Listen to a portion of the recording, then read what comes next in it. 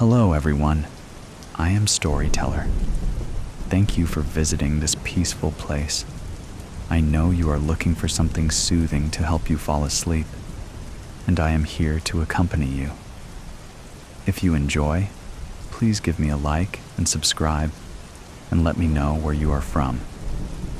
Thank you. Not the brightest bulb. The light panned over the coast, gutting the night like a blade through a fish's belly. Emerson. Li Sao Sao.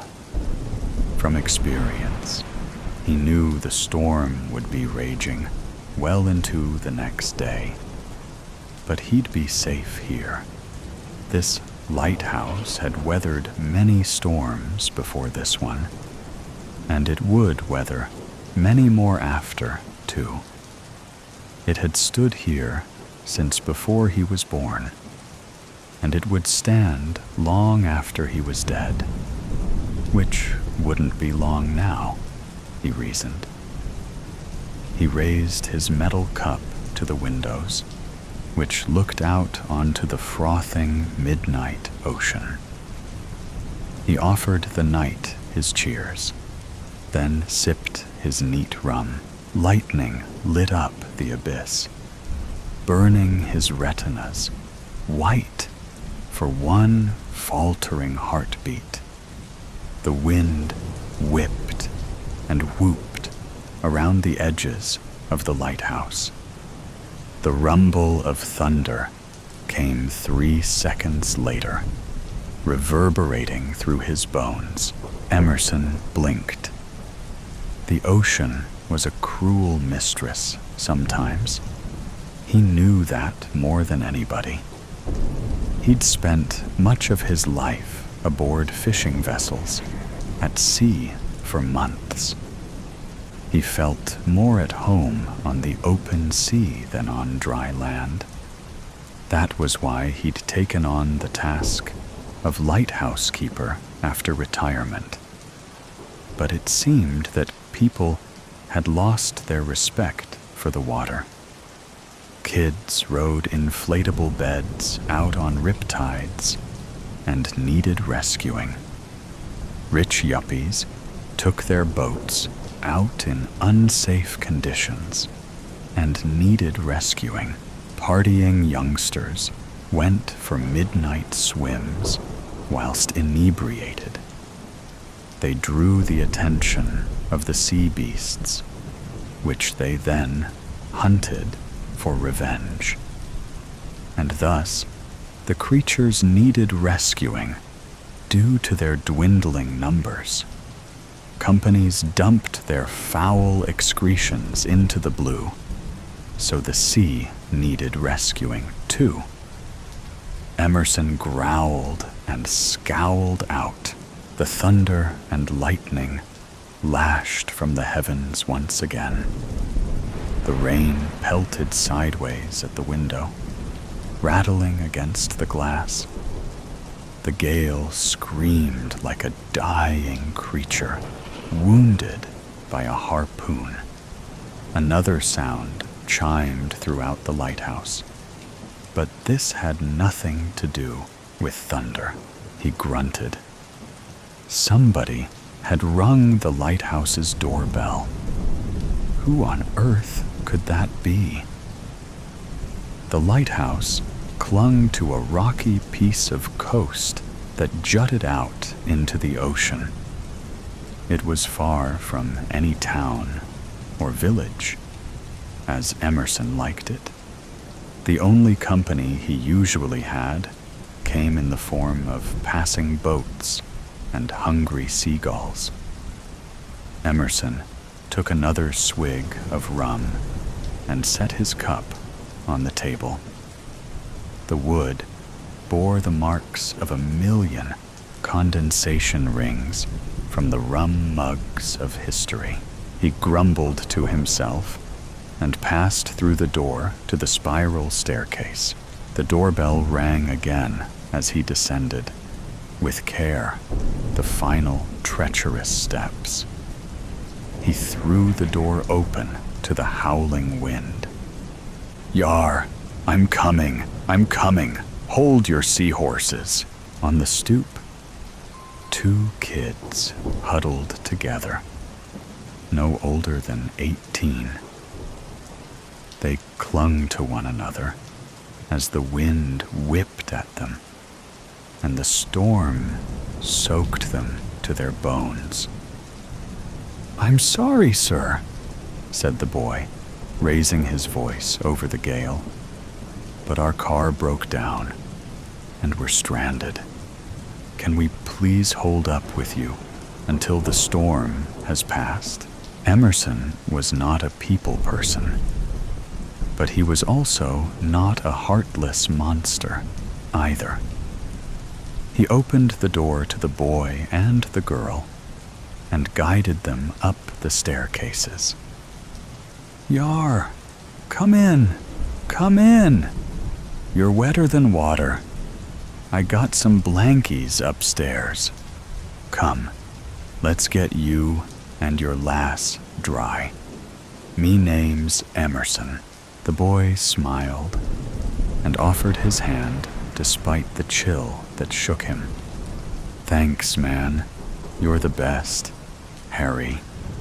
And this is Skyla." Emerson led them up the winding staircase to the lighthouse's upper room, lit by the beacon. He got some dry towels, stale and mutt-eaten, but dry, and put the kettle on for warm tea. You must be pretty frightened. What with you stranded in the dark and the rain, while the sea beats her chest like King Kong. She can be mighty fierce." The boy pulled a face and shook his head. He wrapped a towel around Skyla's shoulders before he tended to himself. "No, inconvenienced and uncomfortable, but not scared." Emerson frowned, but bit his tongue. He guided the youngsters to his couch. It wouldn't be the first time it got wet, and handed them mugs of steeping tea. He sighed and sat down opposite them on his old rickety chair. "And what, if you don't mind me asking, were you two doing out here this late at night?" The boy and the girl blushed. Harry started to say something, but then Skyla interrupted. She shoved her left hand into Emerson's face. A diamond glinted on her ring finger. "Harry proposed to me tonight." As the sun set over the water, staining it red, the color of love. Isn't that romantic? To Emerson, red was the color of blood, once you'd chummed the waters to lure in the big fish. But he didn't say this. "Yar, it do warm this old sea dog's heart to see young love in bloom. Why, my Batilda and I, we shared quite a torrid love affair, we did. But she's been sleeping with the fishes for longer'n you been alive. I still carry her picture in this old locket here, which I wear around me neck at all times. Here, take a look at this beauty, lad, but don't lose your eye for the young lass now, aye." The boy blinked at the picture in the sea air-rusted locket. He did a double take. He seemed to struggle for words. His eyebrows knotted together like a bowline. "Sir, that's a manatee," Emerson recoiled. "You youngsters and your unrealistic Hollywood beauty standards. You shouldn't perpetuate such unhealthy attitudes towards appearances. It only fosters anxiety and insecurity. Yar, you might be young and lovely now, but see how pretty you look in 60 years. Let's see how you are once the sea's done rusted your lungs and your legs been took by an orca and a great white workin' in cahoots. The girl reached over and rapped a knuckle on his shin. A smirk touched the corners of her lips. But sir, both your legs are still attached, Emerson yelped and tucked his legs back under his chair. I jumped into the blood-stained brine. I did. Wrestled me legs back from the bellies of the respective beasts at the same time. Fought them both off, using nothing but me bare hands. I sewed them back on, I did, using nothing but a bit of old gut fishing line. I cleaned the wounds by spitting on 'em, then patched myself back up. It hurt for a while, but it didn't affect me well-trained balance on the deck. Yar, at sea you needs good sea legs, especially whilst Poseidon's throwing you about like a dusty old rug that your mama's trying to clean. The kids exchanged a glance and snickered. That didn't happen, did it, sir? Asked the boy. You're having us on. Emerson bit his lip. He knew how to get through to these young'uns, to teach them the proper respect they ought to have for the ocean. Emerson had seen waves taller than buildings and fish bigger than elephants. He'd seen currents sweep sailors to their doom in seconds. Emerson had seen men sink into the abyss as waves pummeled them like a boxer in a match with no referee to ring the bell. These kids had been on dry land, but the ocean was hungry. She could reach out and snatch you from the shore if she wanted. They had gotten lucky. The midnight tide hadn't pulled them out to sea whilst the boy popped the question. Emerson got to his feet and slipped out the door to the spiral staircase. I have something to show yer. You wait right here, my lovelies. Confused whispers came from behind him. Outside, the storm continued to rage. The wind screamed and the rain lashed. The ocean roared and threw itself against the lighthouse's base. The foundations shuddered. Emerson found the switch, covered in warning stickers, and flicked it. The lighthouse went dark. A small shriek came from above. He ascended in shadow, grinning at the panicked voices. He barged through the door and clicked the torch on. He illuminated his haggard face from below and bellowed. It was a dark and stormy night.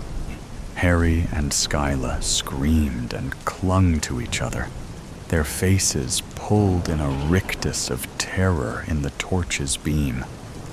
What the hell? Began the boy, but Emerson cut him off. The ocean was raging. The night was black. You couldn't tell where the sky ended and the water began. And we all knew that she, the creature, was out there hunting us. The hunters had become the hunted. We A foghorn shattered the tension, deafening them all. Harry jumped up, knocking his chair over backwards. Skyla shrieked and threw her hands up to her face. A flick of a fish's tail later, the lighthouse shook around them. A great, wrenching metallic crunch rocked the world. Ice froze his limbs. He broke through the paralysis and staggered to the window. He shined his flashlight onto the rocks below. "Good God," whispered Emerson. The jagged stones had acted like a shark's teeth, puncturing the ship's hull. It leaned like a drunken sailor, 45 degrees to the side. On top, seamen clung to the rails, whilst others tried to scramble about the rain-wet deck. Baffled shouts punctured the storm's wailing. Boxes of cargo crashed into the surf. Some sailors tossed life rings into the brine to rescue men overboard. Emerson whimpered. This lighthouse had not had a single accident for almost 100 years. And now, in one swift hour, he'd caused a disaster. He should never have exaggerated the truth to impress these kids. The ocean was scary and beautiful enough as it was. It didn't need cheapening with manufactured myths and legends, but he'd tried to scare them into respecting the fierce hand of nature. Tried and failed. They thought he was an old coot who'd messed up on the job, and they wouldn't exactly be wrong now, would they? He'd forgotten the very lesson he'd been trying to teach. His shoulders slumped. Yar, I'm not the brightest bulb, methinks. Stalled. I'm not gonna take a dump in a public restroom. I'm not gonna take a dump in a public restroom. I'm not gonna... Damn it. I'm not gonna make it home. And it's right there. That grim concrete bunker masquerading as a sanctuary of sanitation. Sickly 40-watt bulbs over twin entrances generating just enough illumination for the beast to be visible in the night. Barely there, beacons of hope guiding desperate travelers to safety, or to ruin if they function for a siren, which to me, they always have done. Late night, deserted park, squat building lurking like a gargoyle. Hard pass. I haven't avoided that place for 35 years, only to let it pounce now. I'll keep walking. It's only 15 minutes. I can hold it. I can make it. I can... Fuck. I can't believe this shit. Literally. I don't do public toilets. At school, at work, in restaurants, anywhere. My schedule has been refined over the years to ensure it's never a requirement. My plans are meticulous. My itinerary for every occasion is drafted around preparatory expulsions and drainage. The first 3 items on my agenda before any excursion are always be clean, be presentable, be empty, quickly followed by have phone charged, cash in wallet, and an escape plan, though these are secondary considerations. I can get away with screwing up on those. Bladder 2 can be humored if it refuses to comply, though with difficulty and potential for embarrassment. Empty bottles, vacant alleys. It can be done. Bowels can't. Not in any way, shape, or form. Don't even go there. And yeah, there have been close calls. Various delays have led to some near-catastrophic misses when my schedule got shredded by forces beyond my control. Like tonight. when I broke a golden rule by chatting longer to a Tinder match than I should have, missing the 10 o'clock bus. It was dumb, but things seemed to be going well, and I liked her. Could have predicted the "had a lovely evening but didn't feel a connection" text I received 10 minutes after saying goodnight and boarding the later bus. But I let my guard down because she played the part of interested well. My bad. I was kidding myself anyway. Not like it was going to last, even if we did decide to continue. It never does. I was already on dangerous ground at that point, but it would have been okay if not for the bus taking a meandering route through every unpronounceable village in the county and getting held up by roadworks at midnight. Okay, maybe it makes sense to re-tarmac roads when there's less traffic, but still, 30 minutes onto a 60-minute trip, and by the time I disembarked, my gut was groaning. Haven't been this close to the edge in decades. The pressure, the persistence, the pain. Stumbling along like a drunken gazelle, clenching my butt cheeks, trying to think happy thoughts. But I can't. Something's up in there. I can't hold it.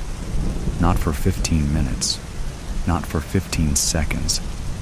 It's coming out, and I have to go in. To the belly of the beast.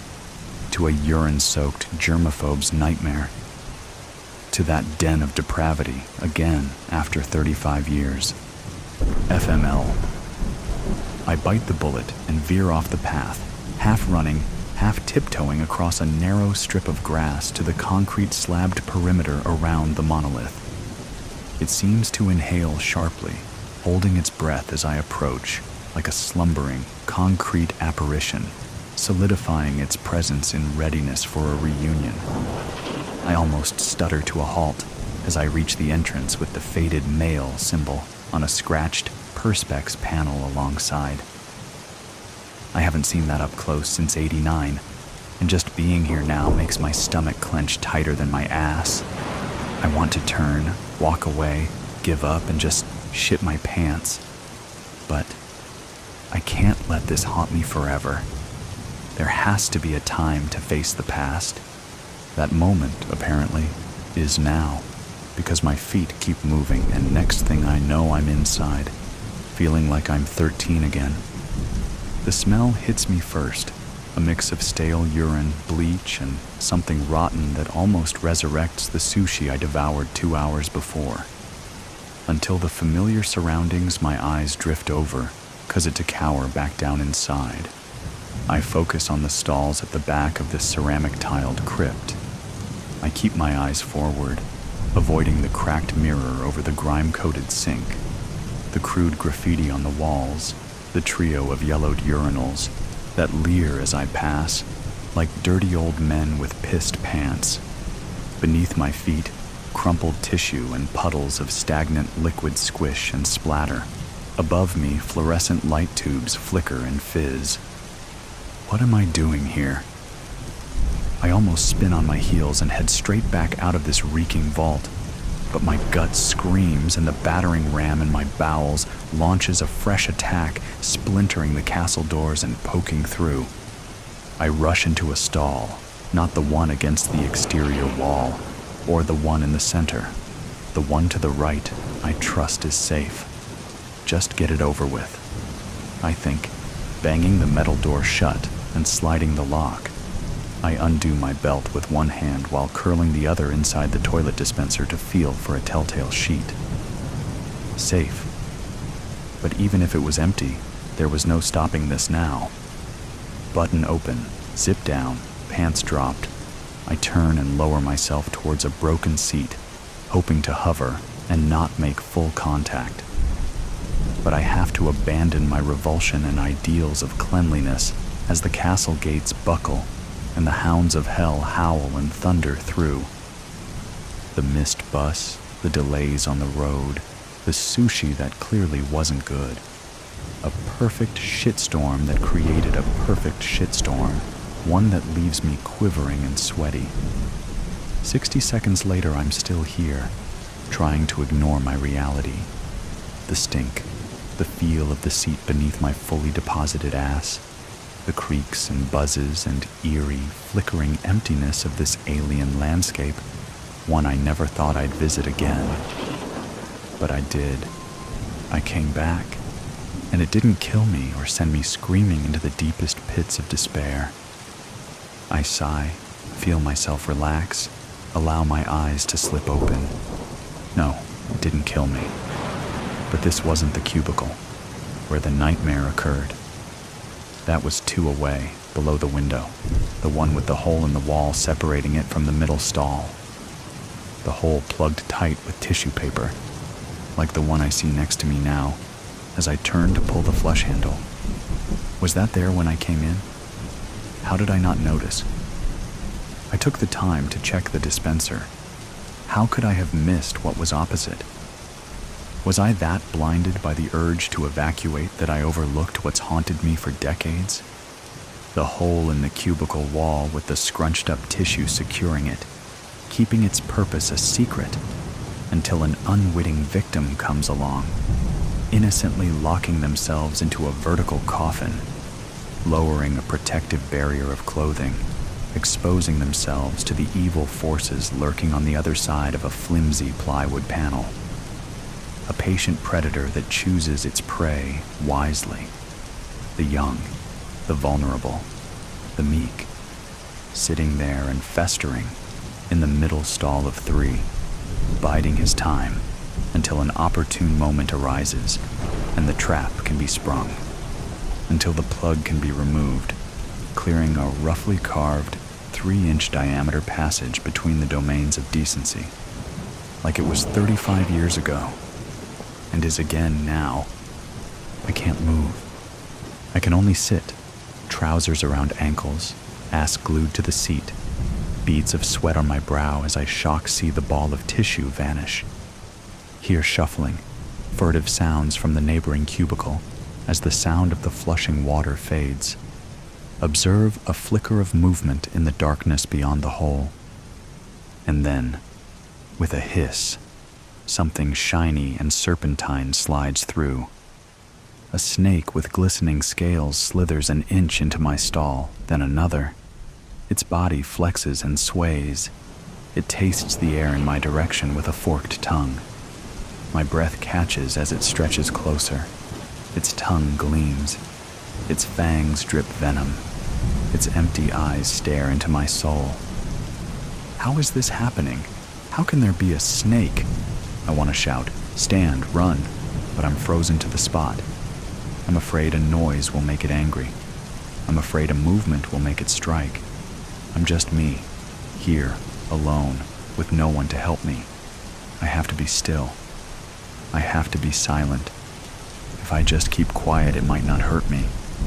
If I let it do what it wants, it might leave me alone. Just let it do what it wants. Number. Its eyes entrance me, drawing me deeper. Its undulating body hypnotizes.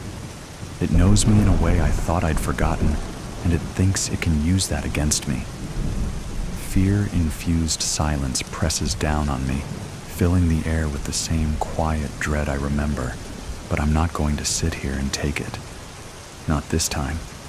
I'm not a kid, cowering against a dirty cubicle wall. I'm a grown man, and I don't have to let that thing touch me. I'm not going to let it attack. I twist, grab the cistern lid, faster than I should, but I don't care. Bite me if you want, I think, lifting the heavy porcelain. Bite me, and this time, I'll bite back. I don't have to. The snake is frozen, unmoving, beady eyes analyzing my every move as I break its spell. Fuck off, I shout, and slam the cistern lid against the wall, forcing the stalking serpent to retreat. This can't really be happening, I know that, deep down. This is some kind of trauma response, brought on by my return to this lair after so many years. This place where evil may still lurk. This place that should not be standing. The snake is gone, but the hole remains, and I don't want to see what comes next. I lower the cistern lid, drop it to the floor where it clatters, stand to yank up my trousers. There's paper in the dispenser, but I forego it. I just want out, no time to waste. So I reach for the door as I tug up my zipper. 15 minutes to home, 10 if I run. Then I can strip and shower and wash away the filth and putrid memories. My fingertips graze the metal latch. Open the door. A whisper, thin as smoke, stops me dead. I freeze, chest tightening, mind racing. The fluorescent light tubes flicker faster, their buzz an electric hum, like a warning. Did I hear that? Did I imagine it? Was it just another echo from the past? Hurry, let me in. That voice again, insistent, forceful, like a hand around my throat exerting pressure. A voice of authority, the kind that requires you to obey. I shrink back, swallow a lump, both hands fumbling with my belt, drawing the strap so tight it digs into my skin. It sounds the same. It sounds like him, but it can't be. Can it?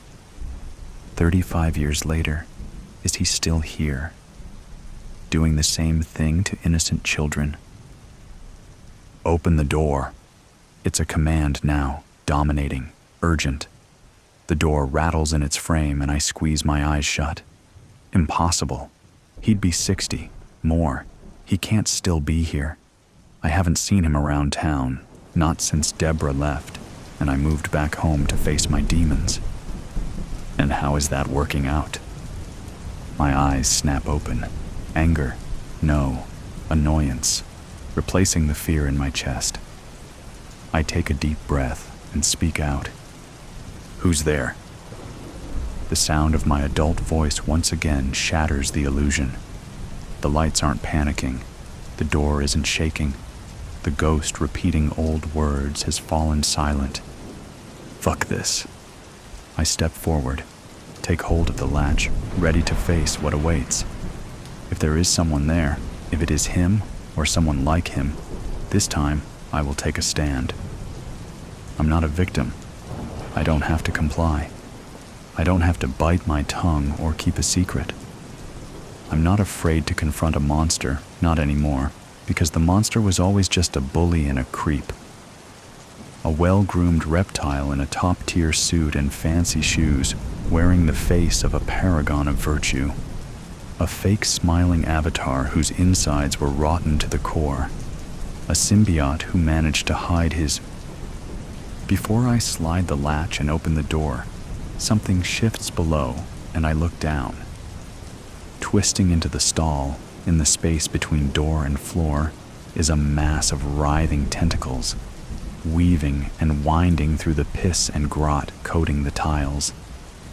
I stagger back, bump against the toilet bowl, watch the gray appendages approach, twisting around each other like a mass of limbs, reaching out to coil around my ankles. I lift one foot, then the other, hurriedly climb onto the toilet, clutching the top of the stall as the tentacles roll closer. They spread across the floor, curl around the base of the toilet, start to undulate upwards, seeking me out. This can't be happening. I know it's not. It's not. Get away! I shout, my voice bouncing off the tiles. You're not real! But as the words echo, a voice outside the stall whispers back. Not the same as before, but just as familiar. It's real, it says, a warm voice, comforting and gentle. I feel it before I recognize it, like a ghost caressing my cheek. Melissa? It was always real, but you tried to bury it, and it made you close yourself off to the world. I can't breathe. My eyes dart to the stall door, desperate to see if she's on the other side. The door starts to rattle again. The owner of the tentacles, still attempting to get in. I look down to see them curl over the rim of the toilet and brush against my feet. Another voice pipes up from beyond the door, stronger, resentful. You gave him all this power, Brooke accuses, forward as ever. You wouldn't name him, Wouldn't tell. Not even your mother, who was waiting outside when it happened. You took on that shame and let it destroy you. No, I whisper. Stop. This isn't fair. I just wanted to go to the bathroom. I didn't expect anything else. Tears fill my eyes as the tentacles reach my ankles and slip inside my trouser legs. A third voice, Caroline's my love, enters the void. You wouldn't talk to anyone. You kept it in, let it eat you alive and push me away. Her voice, like the others, stabs my heart and I tremble, blink, try to push it back in time where it belongs. Why am I hearing all this? None of it was my fault. I'm not the reason things never worked out. He is, that man, that perfect, upright citizen the town adored, the educator, the counselor, the patron of the arts and local charities. The polished liar hiding behind crumpled tissue and scrawled numbers on bathroom stall walls. He did this. And what are you going to do about it? That same low voice returns, snapping me back to attention. You think you can keep me out? Locked door or not, I'm coming in. I jolt as something slams against the door, and a length of garden hose slaps over the top, thick and black, swaying as if it's alive. From its winking nozzle, a single drop of viscous liquid falls. I flinch, know what's coming. I reach out to grab it and aim it away, but the tip of the hose erupts quickly, spewing thick, tar-like goo over my face. I squeeze my eyes shut, grip the hose with both hands, howl as the ooze fills my mouth. Good boy. The voice chuckles, and I see red. Number I'm fucking not. I squeeze, throttle, pull on the now fleshy hose, feeling it wriggle and writhe warmly in my grasp. Let go! The man outside the stall shouts, trying to reel it back in. That hurts! Stop! Let go! I'm not your good boy.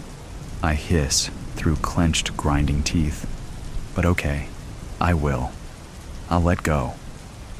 I gave the thick hose one last yank, and the man howls in pain as it snaps, tumbles into the stall, drops loose and limply to the floor. The invading gray tentacles slip from my legs and shrink back, shriveling up as they dissolve, taking the hose and its dirty ooze with them, drawing the nightmare away. I blink, and everything is gone. My face is dry. The hole in the wall is no longer.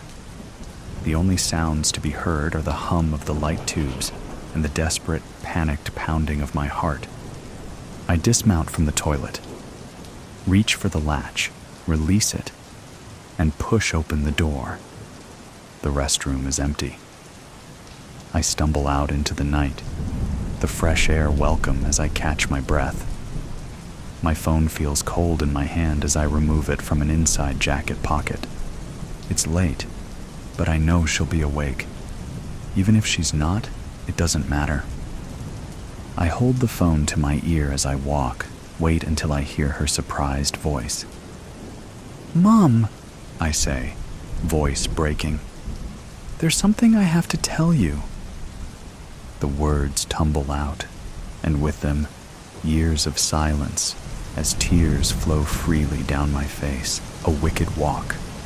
Safety starts to feel like a myth when you're selling your body like it's a hanger for a clothing rack. This is me.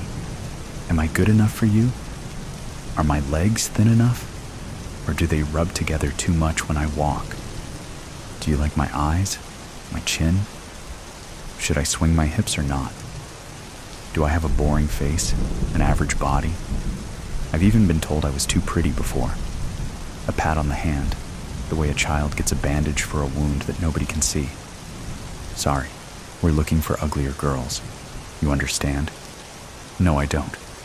The music is pumping in my ears so loudly, I can't even hear my own footsteps or see the runway when I step onto it. I can feel it under my stilettos. That's all I have to go off of. I can feel the back of my dress is completely unzipped until about 3 seconds before I'm out there. bathed in neon purple light. Everything is distorted. I keep my gaze forward and focus on my hips, on my hands, on my steps, one foot in front of the other. A camera flashes somewhere, and everything is white for a fraction of a second. I blink, but my face doesn't move. The shoes are too small for me. I can already feel a blister forming. The music is so loud I can feel the bass rumble through my feet, vibrating through my body as I watch the model in front of me almost roll her ankle as she poses at the end. In my head I'm laughing, but on the outside I am poised, though admittedly I'm looking forward to hearing her get chewed out. Better her than me. I pose at the end, feeling every vein in my body shooting blood toward my heart, toward my brain, in time with whatever effervescent K-pop track this happens to be. It's in those 3 seconds that I stand there in front of everyone that I feel myself breathe, exhale, and then I'm holding my breath again, all the way until I'm behind the curtain. Backstage, everyone is running around. Girls cluster with stylists and makeup artists, their tits out, wearing nothing but a nude thong. You get used to this after a while. I too am out of my dress in a matter of seconds, disembodied hands moving over my form so quickly I don't even see who they belong to. Could be anyone. I realize as I'm looking around, I don't see the girl who almost tripped. She's nowhere to be found. That's impossible. She'd been right in front of me. Hairspray! Someone beside me yells, and then I'm bathed in that vaguely fruity aerosol scent, my ponytail getting re-slicked while someone else is barking at me for my name. Nobody ever knows anybody's name around here. We're all just bodies. Sabrina, I'm saying, and even as it comes out of my own mouth, it sounds unfamiliar. Foreign. I don't remember the last time I said it. They usually just give you a number, throw you in a line. Sardines stuffed into a tin, wet and glittering and completely indistinguishable from one another. The man who was yelling for my name is now sifting through a rack of clothing, all covered with black garment bags. They're marked with our names. Someone beside the first man is picking off multiple hangers, his lips pursed. They all say Amber. I wonder idly if Amber is the one who tripped back there. The man carries off what would have been Amber's looks and tosses them into a garbage can. I furrow my brows gently. This was a more low-grade show, underground you might say. But I'd never seen anyone throw away a designer's pieces over a shitty runway walk. I don't have any more time to think about this before they're shoving me up onto the runway again, a new pair of ill-fitting shoes on me. I hadn't even realized someone had changed them. I walk, now in a pair of shorts and a crop top. All the designs are white, pristine looking. In the club lights they have going, we all sparkle like mirages of snow in a desert. Somehow, we all look fresh, clean, cool. Our hair is slicked, our makeup is bright and colorful. My eyeshadow is bright orange, my lips dressed in a plum sort of shade. The eyes that look on take us in with lips pressed flat, hands folded in laps. They watch us waiting for a mistake, waiting for another Amber. It was never about the clothes. You can always feel it, the way they're watching each step you take as you pass by among the string of girls. One after the other, they clench their hands together tighter, like they're praying we fall. But there's no God here, that I know. We hold ourselves up, or we drop. As I'm walking, the music changes to a song with more guitar, even louder and more suffocating than the last. Another noisy tune that I'd never heard before, something club-esque and punchy. My steps stay uniform, elegant, and strong. I have tunnel vision for the model's head in front of me, so much so that I almost trip on the body. Amber. She's laid over the runway with a slice in her neck so deep the smell of thick, hot, metallic blood fills my nose as I step over her. I only glance at her for a moment. I keep walking. I keep walking as I'm thinking, is that fake blood? It can't be. The smell.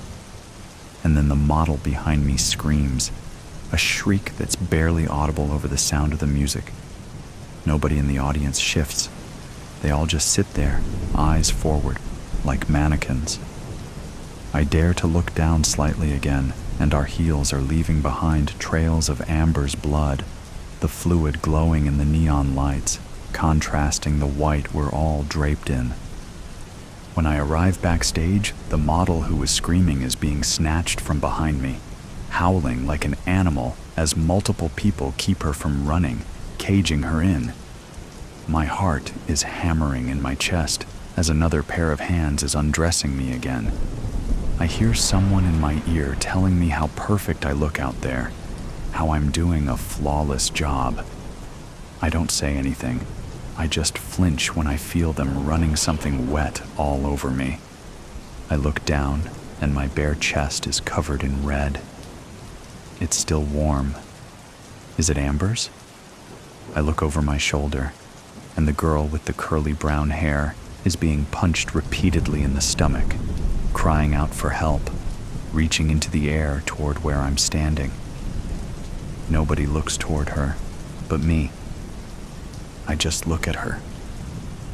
I'm soaked in blood, the penny smell invading my nose so aggressively my stomach is curling in on itself. They don't even give me shoes, and then I'm up again, being shoved out of the curtain with nothing but my nude thong on, and whoever's blood smeared all over my sand-colored skin. Probably Amber's. For no reason at all, I walk. The music isn't even music anymore, it's just high-pitched buzzing. Nobody in the audience moves, but I do. I walk. I am the pillar holding all of this up. I am walking sex. I am red and beige and blonde. This is me. Am I hot enough yet? The blood is so hot. Do I look strong enough? Are my hips swaying properly? How are my eyes, my lips, my neck? Tell me I'm perfect. Nobody in the audience looks at Amber's body. Neither do I. Am I ugly enough yet? Yes. I walk, displaying her sacrifice on my skin, showing everyone what her sweat and tears couldn't keep inside her body. My steps get more and more confident as I step into the puddle again, the balls of my feet sticking to the runway as I leave new prints of red behind me. It doesn't hit me until I get to the end that I'm the only model out there, blood drying crusty onto my nipples, blood seeping into my underwear. When I pause at the end of the runway, there's another fluttering of camera flashes, much more explosive than before. White fills my vision, and then I'm turned around again, heading once more for that black curtain. The ringing in my ears is so loud. This is what they were waiting for. When I step behind the fabric, everyone backstage is facing me, as if they were waiting for me to finish. And then they clap, smiling superficially at me as I stand there, blood dripping down my thighs. The girl with the curly brown hair lays there against the wall with her ribs bashed in, her skull spilling out a red and gray mush that looks like discarded Jell-O salad. The other girls, who knows where the hell they went? Better them than me, the Bruha and The Bruho Clay was driving west on I-270 towards St. Louis. The radio was off. He was alone with his thoughts. His father had died 2 days ago, and he was on his way from Chicago to the services, trying to reconcile his feelings on the road. He loved his father, but the old man was very difficult at times. He didn't really view Clay as his son. He viewed him as his private property, to do with as he wished. It was always football practice, baseball games, wrestling meets, karate lessons, and more. Sometimes Clay just wanted to hang out with his friends and play some video games, but there was rarely much time for that. His father spent 22 years in the U.S. Marine Corps. The red light behind the gas gauge lit up. He meant to stop and fuel up an hour ago, but he was lost in thought. Now he was in the middle of nowhere, and who knew where the closest gas station might be? Hopefully something would come up soon. He stopped thinking about his father as this practical concern overrode all else until it was resolved. He saw an exit sign ahead, Snaretown Road. Some little burg out here in the sticks, but there was a faded blue sign showing the standard highway gas station symbol. He exhaled and took the exit. At the end of the off-ramp, he saw nothing but empty road running off to the left, but to his right, he could see what looked like a small village about a mile down the road. He turned in that direction. When he reached it, he realized that you couldn't really call it a village. It consisted of just 3 blocks of commercial space. Most locations were unoccupied, he noticed, with a small grid of houses just behind on either side of the road. There couldn't be more than a few hundred people living there in total. He saw the gas station up ahead on the right and pulled in. Fuck. The gas station was closed, yellow tape around all of the pumps. It looked like it had been closed for years. Why didn't they take that sign down on the highway exit? He didn't know if he could make it to the next gas station, wherever that was, with what was left in the tank. There was a convenience market attached to the gas station, and the lights were off inside. But the door opened, and 2 men came out. They were somewhere in their 50s, or maybe earlier 60s, and they were dressed alike in thick plaid shirts, denim jeans, and brown boots. They waved to Clay and approached his car with friendly smiles. Clay rolled down his window. "Hey there. What can we do you for?" Was there a nervous cast to their smiles? "I just pulled off I-270 for gas, but it looks like I'm out of luck here. Do you know where I can find the closest station?" The 2 men began responding at the same time, but then one deferred to the other. "Yes, sir. You want to just turn right back around, the way you came, and if you continue west on the 270, you'll see an exit for, Williams Village Road, just a few miles down, and they've got a couple of stations there. Good luck to you now." They just stared at him awkwardly, and Clay thanked them and pulled out of the gas station back towards the highway, praying he could make it to Williams Village Road. The needle was right on E. He didn't remember the drive from the highway exit to that little village being so far, but he could not even see the interstate from where he was.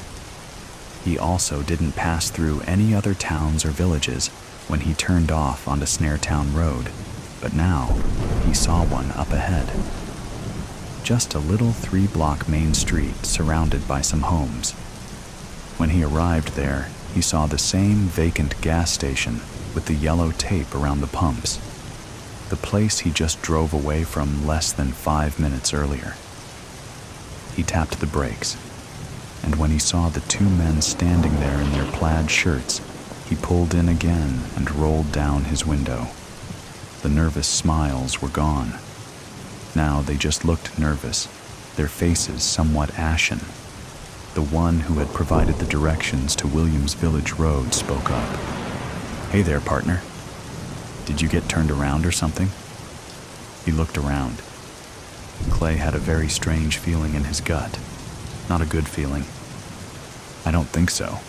I headed right back down this road towards the highway. I don't know how it could have possibly happened." The 2 men looked at each other briefly. "Well, there's a sneaky turnoff down there that basically loops you back around to here. I'm sure that's what probably happened. You wouldn't be the first. Tell you what, why don't you just make a right turn out of here and stay straight on this road until you reach the 270, and then you just hop on the westbound ramp. You'll be down there at Williams Village Road in no time." After a moment, he nervously added, "Go on now. Good luck." He looked around, and Clay thanked him and followed the directions, which were entirely uncomplicated. Once again, he followed the road back to the interstate, and once again, he drove for a few minutes and arrived back in that same small town with the defunct old gas station. The two men in plaid shirts were still standing there by the pumps, staring in his direction. Clay tapped the brakes and pulled in. This time, he killed the engine and stepped out. "Guys, what's going on here?" They stared at each other with grave expressions for a moment, and the one who had done all the talking so far continued to do so. He crossed his arms over his chest and looked down at the pavement. "Well, fella, I'm afraid we have some bad news for you. And you're not going to believe it when I tell it to you now. But eventually, I'm afraid you will know that it's all true." He paused and took a deep breath. Clay's heart started beating harder. The man pointed up to some low wooded hills just beyond the patchwork of homes that made up the little village. "So, for as long as anyone around here can remember, there has been an old house up there in them woods that was home to an old woman and an old man. They came here from somewhere just outside of Mexico City many years ago. They lived way down in Chiapas before that. Old as they were, they lived on as other folks born. Well, after them lived long lives and passed away. The old woman and the old man just kept carrying on. They didn't come down to the village here often, but when they did come down, they always looked a little older. But somehow they were still carrying on." He paused and looked at his partner in plaid. "Charlie, you want to take over here? You can probably tell it better than I can." The other man cleared his throat. "Yeah, sure. So, as Marty was just saying, the old woman and the old man who lived in that old ramshackle house up there in the hills didn't come down here to the village too often. They didn't have to. Now, here's where you're gonna stop believing any of this. But it's true. They didn't have to come down here to the village because if they needed anything, they had a pair of twin gray wolves, and they would just send them down. Those two would get whatever they needed. They would just walk into a store, pull the items that were needed off the shelves, and then growl viciously at someone in the store. They didn't care who, until they packed up all those items and followed those wolves back to the old house up there in the hills." Charlie paused to gauge Clay's reaction to this. Normally, Clay would dismiss this sort of fairy tale stuff instantly, but his head was still spinning from what had just happened when he tried to drive back to the interstate, so he continued to listen, wondering where this was all going. Well, sometimes the old woman and the old man did come down to the village. When the weather was nice and when the 4th of July fireworks were in flight, they were sometimes seen walking slowly together, hand in hand. The locals who lived here for a while all called them the Bruha, her, and the Bruho, him. I don't know how that started. It's just what people called them. Maybe they introduced themselves that way at some time. Anyway, one long summer day many years ago, no one can say just how many, they came down into the village. They were walking slowly down this sidewalk right here when some drunk driver came off the interstate in a big old SUV, looking for gas and more beer, and he swerved just enough to run the Bruha down. She was killed instantly, and the Bruho screamed in fury as the man exited his vehicle. Mere moments later, the twin wolves were there, and they had him surrounded, snarling with rage and snapping their teeth at him. The Bruho pointed down at the old woman, and without saying a word, the driver lifted her body and followed the old man back up to the old ramshackle house in the hills, the two wolves trailing behind. He paused there and raised his eyebrows, giving Clay a chance to ask any questions or express his disbelief. Clay just stared back at him, waiting to hear the rest of the tale. Charlie continued. Well, that's when things changed around here for good. For starters, all of the usual deliveries that we received every week, food, gas, prescription drugs, retail products like clothing and shoes and such, just all stopped coming one day. That was the day that we woke up and found that drunk driver crucified by the side of the road just down there. He had a sign hung around his neck that read, "Do not touch me," and no one was brave enough to defy that warning. He stayed up there for almost a year, the crows picking the flesh off his bones. And then one day, there was a storm, and the crucifix was blown down. You can still see the remains of his bones in the tall grass over there. Anyway, after that, no one could leave. There were 188 people living here at that time. Any time that any one of us attempted to drive down towards the interstate and away from Snaretown Road, we ended up right back here, just like you did. Outsiders like you have turned up here over the years, and most of the time they were able to leave. But some, like you, found themselves unable to leave. No one knows why, but I assure you, it is real. You're with us now. I'm sure you seriously doubt all of this, but someday, you will be buried here. Marty nodded, and Charlie paused again, and this time, Clay was done listening to the story. He walked back to the car door. Look, I don't know what kind of scam or joke you're trying to pull here, but I think I've heard enough. I'm leaving now. See you soon, Marty said quietly and waved goodbye. He did not smile. About 5 minutes later, Clay pulled into the gas station again from the opposite direction. Marty and Charlie were still standing right where they were when he left. He put the car in park and rested his forehead on the steering wheel for a short time. Then he exited the vehicle. All right, what the hell is going on here? Charlie just told you. Clay lifted his chin. Okay, well, if there are no supplies coming into town, how do you all survive? What do you eat?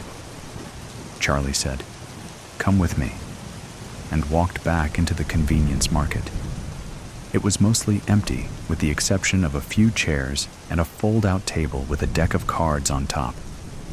There was also a cold case, which was almost completely empty, and one of those large freezer chests that most people keep in their basement or garage. Charlie lifted the lid. It was empty. Every morning, me and Marty come down here at 8 o'clock and we check the case. Sometimes there's enough food for everyone. Sometimes there's only half that. On some days, there's just nothing at all. It's almost always frozen dinners and canned goods, but sometimes we find a bag of apples or oranges. And when someone here in town is sick, we will occasionally find a bag of prescription medications. Not always. One day there was a chainsaw, and that afternoon we got hit by a nasty tornado that knocked trees down all around. Knocked down some power lines too, but the power stayed on anyway. We lost our phone lines, cellular signal, and internet connections when it all started, but for some reason the lights have stayed on and the plumbing still works. We just can't reach the outside world. No one knows why, and no one is willing to speak with the Bruho about it. He almost never comes down to the village anymore. When he does, he is always flanked by those 2 gray wolves. Clay tried to process all of it. The initial instinct of his rational mind was to call bullshit on the whole thing. But he also knew what had just happened each time he attempted to leave the village. He needed air. He stepped outside and leaned against the fender of his car, parked by the dead gas pumps. Charlie and Marty stayed inside and spoke to one another for a little while, and then they walked out and rejoined Clay. "I'm sorry, partner. I didn't catch your name." Clay introduced himself. "Well, Clay, we have lost many of our older neighbors over the years, and not too many new ones have arrived to replace them. The last one before you was Jimmy Gillis from Kansas City, and that was over 4 years ago. As a result, we have quite a few unoccupied houses where we can set you up." Charlie looked at Marty and said, "I'm thinking Benny McCabe's place would do nicely. It's small, but he and his brother did a lot of remodeling work before it all started, and it's still in very good shape." Marty nodded. "Sure. Come on, Clay. It's just down the block here. You can leave your car there for now. It will be fine. Not that you'll ever need it again." Neither of the older men chuckled at this. It was not intended to be a joke. Clay was just trying to make sense of it all as he followed them down the block to the house. He definitely hadn't given up hope of leaving here as soon as possible, but he didn't have a plan. He needed time to think. The house would give him some time to do this on his own. Charlie and Marty showed Clay around the single-story, 2-bedroom home. It was nice enough.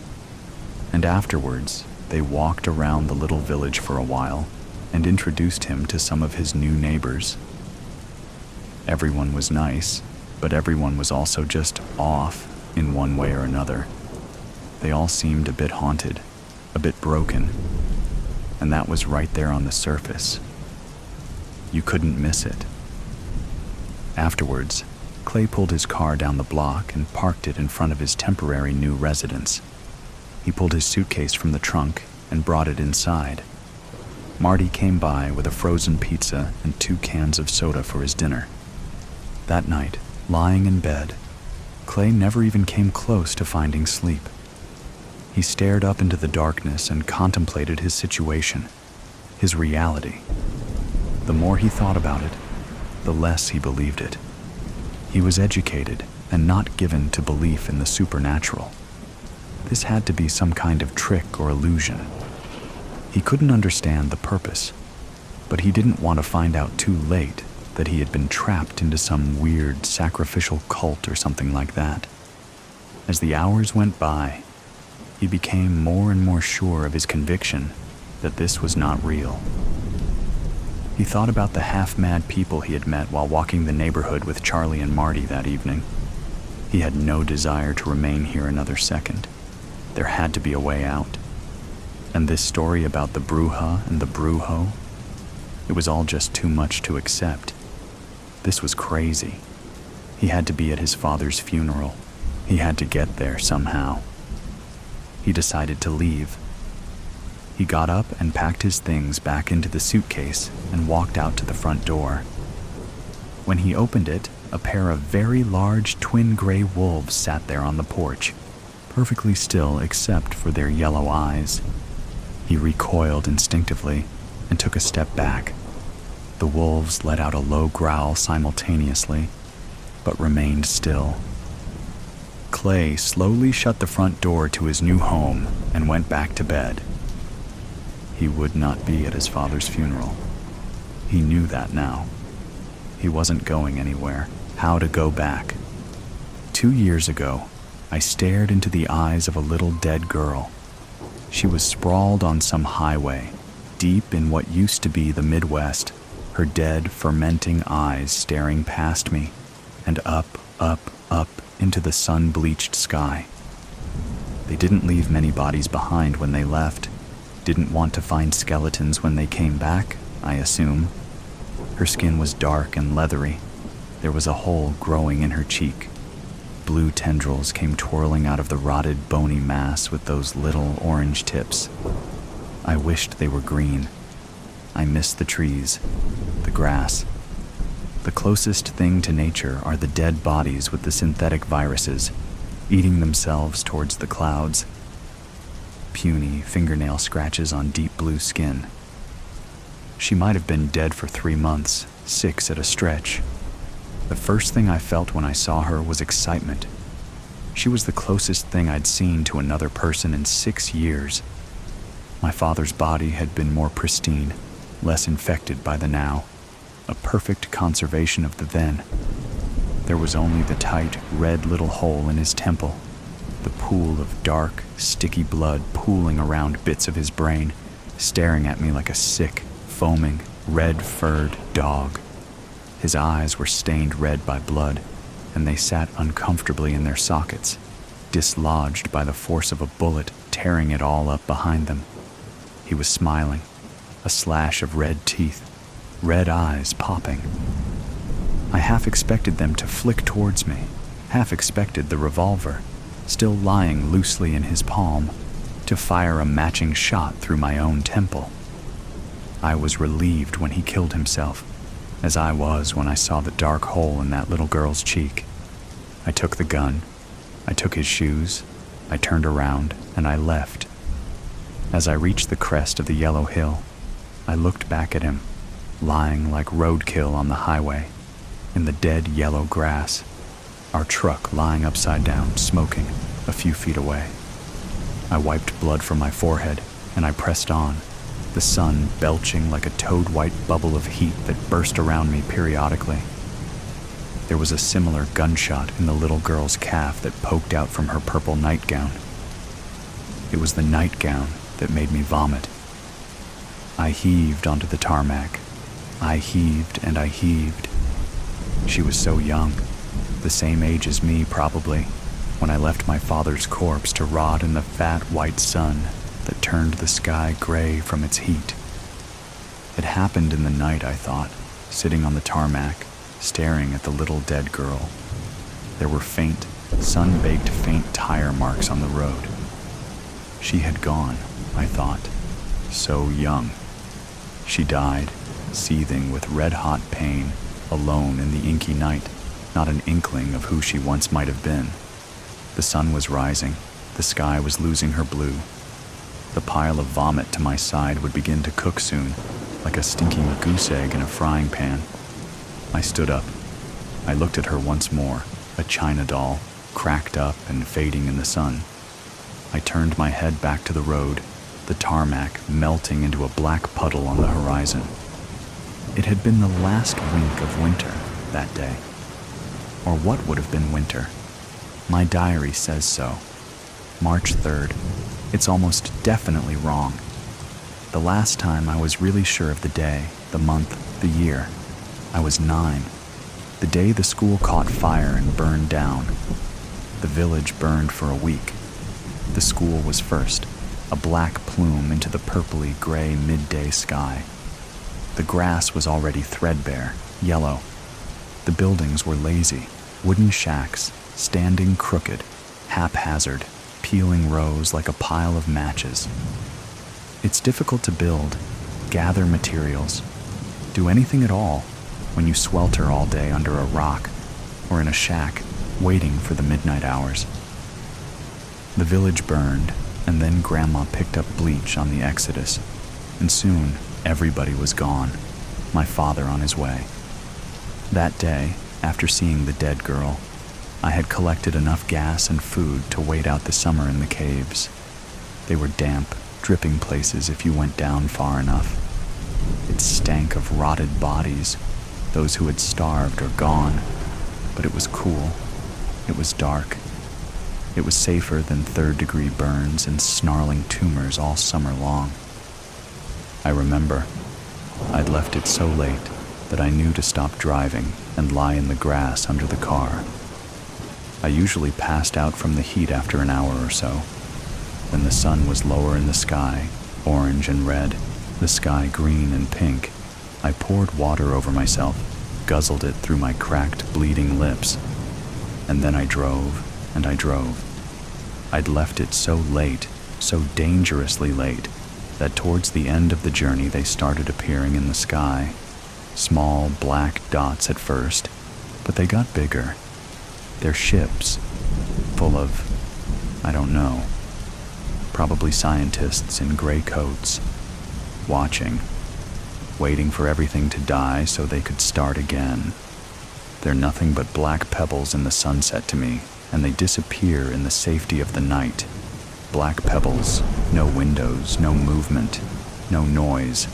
They've no exhaust fumes, no visible sign of life. They just float calmly in the sky, black beads, watching as Earth eats itself like a coyote starving in the desert, picking at its own ribcage for morsels of its fleshy stomach. A stomach long gone. That little dead girl was a premonition, I suppose. It had been a silent, dissociative half-decade of white, silent heat.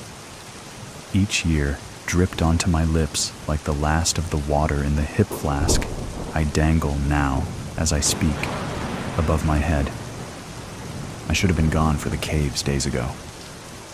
I stand on the roof of a gas station. It's midday. The sky is clear and gray. The yellow-brown plains sprawl outwards, forever on all sides. The highway cuts a black line down the middle. There's the occasional Lone Ranger, a telephone post in the distance, the hollow carcass of a tree. It's silent.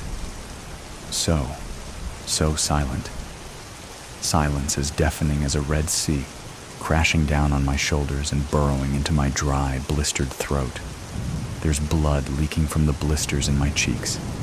It starts to boil slowly, etching teary burns down my chin, down my neck. I don't feel it. I don't feel anything. I'm a pair of eyes. I forgot the cave long ago. I've been waiting for this day. The last day of winter, the last wink.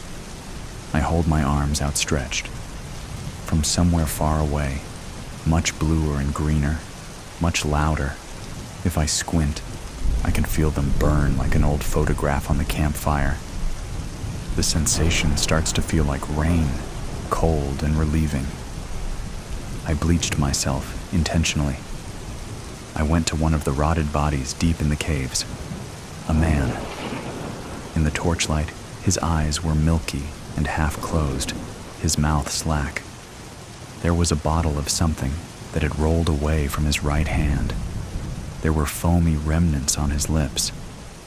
He reminded me of my little brother, Jeffrey.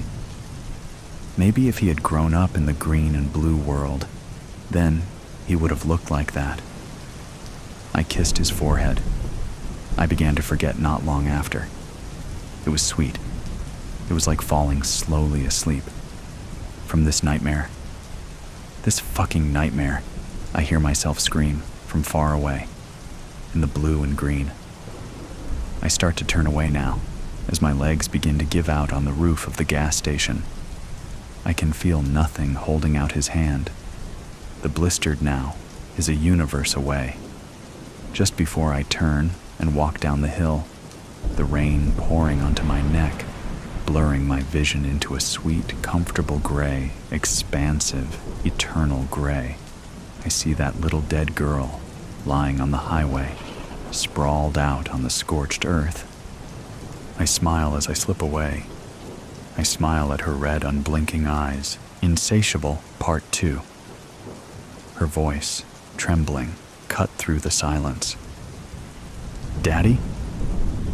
The words scraped against something deep inside me, something buried under the roar of the hunger. My body moved before I could think, lurching forward, one decayed hand reaching. Her face twisted in horror as she stumbled back, pressing herself against the wall. No, Daddy, stop. Stop. Please, God, stop. But I couldn't. The hunger tore through me, relentless, demanding. Her heartbeat echoed in my ears, a steady drum calling me forward. I reached for her, my jagged breath wheezing like rusted hinges. Her tears glistened in the dim light, her small hands trembling as she held them up, useless shields against what I was about to do. I was almost on her when the memory hit, sharp and blinding. Her tiny hand in mine, sticky with melted ice cream, her laughter bubbling up as she looked at me, wide-eyed with trust. I love you, Daddy. The memory burned, more painful than the hunger. I stopped mid-lunge, my clawed hand hanging inches from her face. Get away from her! Emily's voice rang out, fierce and trembling. She barreled into me with all her strength, the impact jarring but barely enough to move me. A flash of silver caught the weak light. She had a knife. Emily. My voice was a wet croak, unrecognizable. She slashed at me, the blade tearing into the rotted flesh of my shoulder. I didn't feel it. She planted herself between Grace and me, her chest heaving, her eyes locked on mine. "You won't touch her," she spat, the fear in her voice barely hidden under the force of her words. Emily shouted without turning, her voice ragged. "Go, Grace! Don't look back!" Grace hesitated, her tiny figure trembling, then bolted down the stairs. "Run, Grace. Run far away from me, baby." The sound of Grace's retreating footsteps faded, leaving only Emily and me in the suffocating silence. She squared her shoulders, her trembling hand gripping the knife like it could keep the darkness at bay. The hallway narrowed as Emily stepped forward, knife trembling in her hand. The dim light from the shattered bulb above flickered across her face, her jaw tight, her eyes locked on mine. "Stay back," she said, her voice steady, even as the blade shook. "Stop! Stop! Please, God, stop me. This is my love. This is my life." It wouldn't let me stop.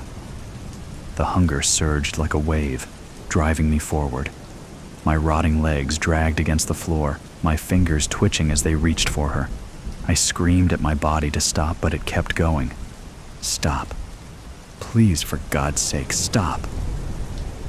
But the hunger roared. It was a force, pulling my body like strings on a marionette. Emily lunged forward, slashing the knife, the blade slicing into my forearm. A wet sound, something that used to be flesh tearing open, oozing dark, thick rot. I didn't feel it. Her eyes widened for a fraction of a second. She'd been expecting pain, a reaction, but there was nothing. "David, listen to me." Emily's voice broke as she stabbed again, tears streaking her face. "You're in there. I know you are. You love us. You love Grace." But her words barely reached through the roaring hunger, and my hands moved without me, reaching for her. Her expression faltered, the resolve cracking just slightly, but she gripped the knife tighter. She stepped back, placing herself fully between me and stairs. I lunged. The knife slashed again, this time catching my ribs. I felt the wet scrape of the blade against bone, the sound sharper than the pain I couldn't feel. She screamed for Grace again, her voice raw and desperate. "Run, baby! Run!" Grace's sobs echoed from the bottom of the staircase, her small figure darting out of sight. I lunged, my decayed fingers closing around Emily, seizing her in a moment when her eyes flicked toward Grace. A heartbeat of distraction was all the hunger needed to strike. Emily screamed, her voice cracking into something raw and animalistic. Her fists pounded against my chest, each blow weaker than the last. Her nails raked my skin, peeling away rotted flesh, exposing yellowed bone. She twisted, fought, but I held her like a vice. Her body was warm, so warm, it burned against the rot of my hands. Her eyes locked on mine, wide and terrified. For half a heartbeat, I thought I could stop. Then the hunger surged again, tearing through me. My body moved before I could think. My teeth sank into her neck, tearing through skin and muscle with a sickening wet snap. Hot blood surged into my mouth, metallic and thick, spilling down my throat in waves. The taste was fire and ecstasy, searing through what little humanity was left in me, and I hated how good it felt. Emily's scream turned into a gurgle, her hands clawing at my face, pushing weakly as I tore deeper. Stop. Stop. Stop. But I couldn't. The hunger was everything. Her body jerked once, then stilled. Her blood ran warm and steady over my hands, pooling at my feet. Her lips moved, forming words I couldn't hear, couldn't understand. Her eyes found mine, wide and glassy, but there was something else there, a flicker of recognition, A memory. Love, maybe. Or disgust. Then it was gone. The light in her eyes snuffed out, leaving only the dull, empty stare of the dead. I let her fall, her body crumpling to the floor like something broken, discarded. My hands shook, slick with her blood, her warmth already fading. I wanted to scream, to claw at myself, to rip this hunger out of me with my bare hands.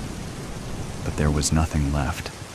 Nothing but the hunger and her lifeless body at my feet. "Emily," I tried to whisper, the word choking in my throat. Black ooze dripped from my mouth, pooling with her blood on the cold, unforgiving floor, the hunger inside me roaring in triumph. No! What have I done? Then I heard it, a small, sharp gasp.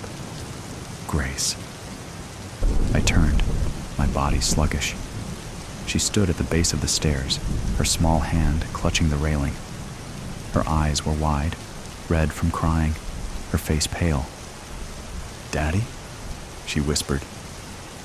Her voice cracked something inside me that should have died with Emily.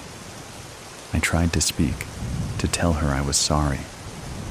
But when I opened my mouth, all that came out was a moan, wet and broken. Black ooze dripped from my chin, pooling at my feet. Grace screamed, her voice breaking into choking sobs. "Mommy! No, Mommy, please!" She stumbled back, gripping the railing as if it could hold her world together. My chest, if I still had one, felt like it was caving in, but the hunger didn't care. It surged again, pulling me toward her. "Graksh," I croaked, the word barely intelligible, but she heard it. And she turned and ran, her small figure disappearing into the dark. I stumbled forward, my body following her scent, even as my mind begged for the darkness to take me. The hunger stirred again, twisting inside me, demanding I follow. I looked down at Emily. Her blood was still warm on my hands, her lifeless body crumpled and broken at my feet. I am losing everything. The hunger didn't care. It roared, pulling me to my feet, dragging me after Grace. "Number, please. Let her go." But the hunger will never let go. The street stretched out before me, empty and cold. My feet drag against the pavement, leaving wet, dark smears behind. The hunger had quieted, but it wasn't gone. It never was. It coiled beneath my skin, waiting for the next surge. I stumbled past darkened houses, their windows like hollow eyes. Somewhere in the distance, a dog barked, sharp and frantic. I froze, listening, but the sound faded into the hum of distant traffic. What am I doing? Emily's face swam before me, frozen in that final, lifeless stare. Her blood still clung to my hands, thick and sticky. My body ached, not from the fight, but from something deeper, a guilt so heavy it made every step feel like wading through tar. Then a flash. Sterile white walls. A row of test tubes, their labels blurred and meaningless. A shattered vial, the liquid spreading across my face and hands like blood. I stumbled, my shoulder hitting a street lamp. The cold metal bit into my decayed skin, snapping me back to the present. The hunger stirred, hissing in my ears, but the memory clawed its way back, stronger now. We shouldn't push this far. My own voice, frantic, echoed in my head. I could almost feel the heat of a lab, the hum of machinery. But the memory didn't stay. It bled, twisting into something else. Emily laughing, a steaming cup of coffee in her hand, her hair falling loose around her face. Grace on the living room floor, cradling her teddy bear, her smile lighting up the room. Stop, don't think about them. The hunger seized those memories. warping them. Emily's laughter turned into her scream. Grace's smile faded, replaced by wide, terrified eyes. I doubled over, gripping my knees. The hunger whispered, "Keep moving. She's still out there." I obeyed. The woods were silent except for the sound of my feet dragging through the underbrush. The world was muffled here, the thick canopy of trees blotting out the moonlight, the air heavy with damp earth and rot. My breath, or what passed for it, came in short, ragged bursts. The hunger had returned, gnawing at my insides like a rabid animal. Then I saw her. At first, it was just a shadow, something flickering between the trees. But as I stepped closer, the shape took form. Emily. Number. It can't be. She stood with her back to me, her head tilted at an odd angle. Her clothes hung in tatters where I had shredded them. Dark stains splattered across her blouse. Her arms hung stiffly at her sides, and her posture was too rigid, too dead. Emily? But voice cracked, low and growling. She turned. Her eyes were clouded, a milky gray that seemed to pierce straight through me. Her skin, once smooth and warm, sagged in loose patches, exposing butchered flesh. Her mouth hung open slightly, lips cracked and blackened. For a moment, I thought I was hallucinating. My mind had been slipping since the hunger took hold, twisting memories into cruel replicas of reality. But this wasn't a memory. She was here, standing in front of me. She wasn't human anymore. My hands trembled as I stepped closer. Her head tilted further, her movements jerky, like a puppet with tangled strings. Her gaze locked on mine, and something flickered in her expression, a shadow of recognition. The hunger in me stirred, hissing and coiling like a living thing. I could feel it inside her too, like a heat radiating from her decayed form. It linked us, bound us in a way that no words could. She took a step forward, her movements uneven, but deliberate. I didn't move. I couldn't. Her mouth opened, and a low, gurgling sound emerged. Half a growl, half a moan. She took another step, then stopped. We stood there, facing each other.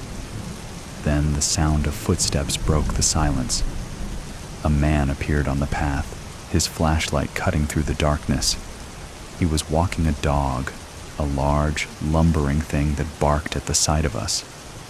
The man froze, his eyes darting between me and Emily. The hunger surged, roaring in my ears. My body moved before I could think, lurching toward him. Emily moved too, a grotesque mirror of my movements. The man screamed as we collided with him, our hands tearing at his clothes, his flesh. His flashlight clattered to the ground, the beam illuminating the scene in harsh, stuttering flashes. I felt my teeth sink into his shoulder, the hot rush of blood filling my mouth. Beside me, Emily clawed at his chest, her fingers digging deep into his skin. The dog barked frantically, pulling at its leash, but the man's screams drowned out everything else.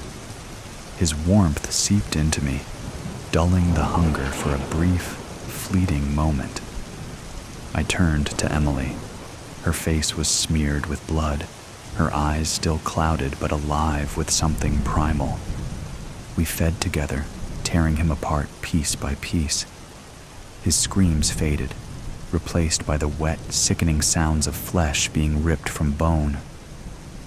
When it was over, we stood there, our bodies slick with blood. The man's lifeless form crumpled between us. The dog had fled, its leash trailing behind it. Emily looked at me, her head tilting again. The recognition was still there, faint but undeniable. This wasn't love. It was something else, something twisted and monstrous. But in that moment, It felt like we were connected, bound by the hunger and the carnage we'd wrought together. I wanted to scream, to claw my way out of this nightmare. But all I could do was stare at her and wonder how much further I could fall. The first one appeared the next night. Emily and I had just finished. A man in a suit stumbling from a bar, his tie loose around his neck. His screams were already fading. His body crumpled on the ground when the hunger in me finally dulled. I was wiping the blood from my face when I felt it. A shift in the air, subtle but undeniable. I turned, and there he was. He shouldn't have been moving. His chest was ripped open, his throat little more than a mangled red mess. But his head twitched, then turned toward us. His eyes were empty, the sockets ringed with blood, but something stared out of them. Emily tilted her head, mirroring his movement. A low sound came from her throat. The man stood, jerking upright as if pulled by invisible strings. My legs felt weak, shaking beneath the weight of what I was seeing. But then another appeared, and another. The woman from the gas station, the jogger by the park, faces I hadn't let myself remember, all shuffling forward, their limbs twisted. The sound they made, a low, gravely moan, layered and deep, wasn't noise. It was communication. And I realized the truth. They weren't individuals. They were connected, not to each other, but to the hunger, to me, to us. I looked at Emily, her blood-streaked face impassive, and I knew we were leading them, guiding them. Grace. The hunger stirred, roaring with purpose. I turned toward the dark horizon, where she was still running, still hiding. The horde moved with me, their jerking steps falling into rhythm. We stand at the edge of the hill, the town sprawled out below us like a patchwork of light and shadow. Street lamps flicker, faint and distant, their glow seeping through the trees. The hunger twists inside me, relentless, pulling me forward. Beside me, Emily twitches, her bloodied hand jerking at her side, her head tilting toward the lights. She growls low, her broken body still and yet coiled, ready. For a fleeting moment, something stirs, a memory, faint but sharp. Grace's laughter as she spun in the backyard, her hands outstretched to the sky. Emily leaning against the doorframe, smiling, her hair catching the sunlight. My family. But the hunger shreds it, devours it. I glance at Emily, her clouded eyes fixed on the town, her mouth twisted into something between a snarl and a grin. The bond between us is no longer love, it's need, endless, insatiable. The horde gathers behind us, their collective presence amplifying the pull. I feel their hunger like it's my own. Emily tilts her head toward them, growling in unison. There's no division between us now, just a single relentless instinct binding us together. The lights of the town seem closer, brighter. The scent of life hangs in the air, thick and intoxicating. The hunger whispers, louder now, surging with the weight of the others. The mantra swells in my mind, stronger than before. Grace, grace, grace. Then, music. It drifts up the hill, cutting through the cool night air. The horde behind me stills, their jerking movements halting as the sound reaches them too. I shuffle closer to the edge of the hill. The source of the sound becomes clear, a parade winding through the heart of the town. A line of floats glinting in the glow of street lamps. The faint murmur of a crowd rises and falls, a tide of laughter and cheers. A girl, perched high on a float, her silhouette framed by an arch of shimmering lights. She wears a crown, its rhinestones catching the light in sharp, brilliant flashes. Homecoming. The word slides into my thoughts like an echo from another life, a memory scraped raw by the hunger. The horde stirs, their murmurs rising into a single, unified sound, a deep groan that ripples through the trees like a storm wind. The parade below doesn't hear it, their cheers drowning out the first whispers of doom. Emily lunges forward, and the horde follows, their shuffling steps gaining momentum. The trees shake with their movements, the ground trembling as the mass of us begins to descend. The hunger in me surges, unrelenting, unstoppable. The distance between us and the town closes, the fragile tether of memory slipping from my grasp. Grace. The name whispers through my mind one last time before the hunger consumes it. The horde moves as one, and we descend the hill. Don't open the door. Did you really think you'd get away with this? I don't know what you're talking about. Of course you do. I saw you. I saw everything. What the hell are you talking about? I didn't do anything. Please, don't play dumb. You know exactly what I'm talking about. The bag, the key, and that... Wait. You followed me? Followed you? No, I stumbled upon you. I didn't even know you were there until I saw you go inside. Inside where? Don't do this, please. Don't pretend you've forgotten.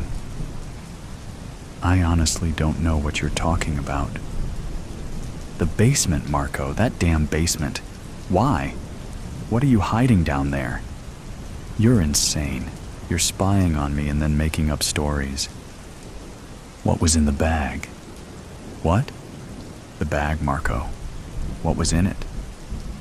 That's none of your business. That's not an answer. What was in the bag? Nothing that concerns you. You've already said that, but it's not true, is it? Because if it was nothing, why would you hide the bag in the basement? Stop this. I won't stop. Not until you tell me the truth. I told you? It's none of your business. If you don't want it to be my business, why won't you just tell me? Anything, Marco. Give me a reason to believe you. You don't have to believe me. Marco, please. What did you do? Nothing. Don't make me go down there. Don't. Don't what? Don't go down there. Why? What will you do if I go? Nothing. Just don't. Tell me what you're hiding. I'm not hiding anything. Don't lie to me. Your voice, I can hear it trembling. You know what? I'm going down there. No, don't. Stop. Yelena, wait. Why should I stop, Marco? What will happen if I keep going? Please don't. Just stay here. I won't. I'm tired of your secrecy. I'm opening the door. Yelena, I'm telling you, don't touch that door. Why not? Because you won't be able to unsee what you see. What is that supposed to mean? What did you do, Marco? Nothing. It's not my fault. I didn't want this to happen. What didn't you want to happen? Whatever it is, it's too late to turn back now. I'm opening the door. Yelena, I'm begging you. Leave it closed. Begging me? You? After all the things you're hiding from me? This is your last chance, Marco. Tell me the truth, or I'm opening it. I can't tell you, but you wouldn't understand. What wouldn't I understand? That you did something? That you're hiding something terrible? You think I won't understand because I'm stupid? No, that's not it. It's just, please, don't open the door. That's all I'm asking. I'm opening it. Yelena, don't. What is this? Marco, what is this?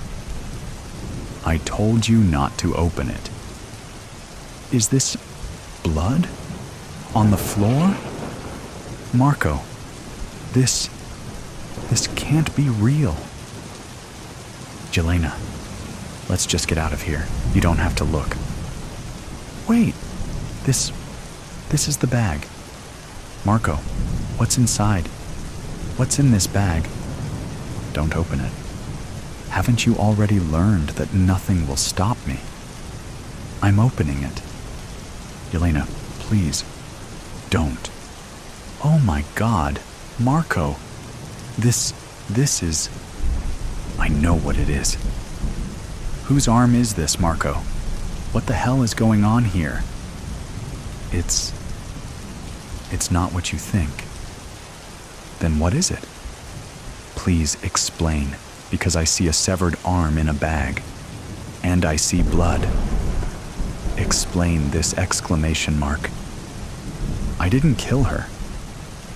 Killed? Marco, you're insane. What murder? Severed arms don't fall from the sky. Who is this? I don't know her name. You don't know her name?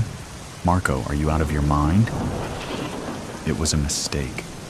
I didn't mean for it to happen. What didn't you mean to happen? What are you talking about? For her to die? Who to die? What happened, Marco? Tell me now, or I'm calling the police. No, you can't call the police. Why? Why not? This is murder, Marco. Or at least it looks like it. Tell me the truth. Yelena, I tried to save her. Save her? From what? From them. What others? Don't twist your words. Who are they? You won't believe me. Try me. Because right now, I think you're a dangerous lunatic who kills people. I didn't kill anyone. Whose arm is this, Marco? I told you I don't know her name. But I know it's not just hers. What does that mean?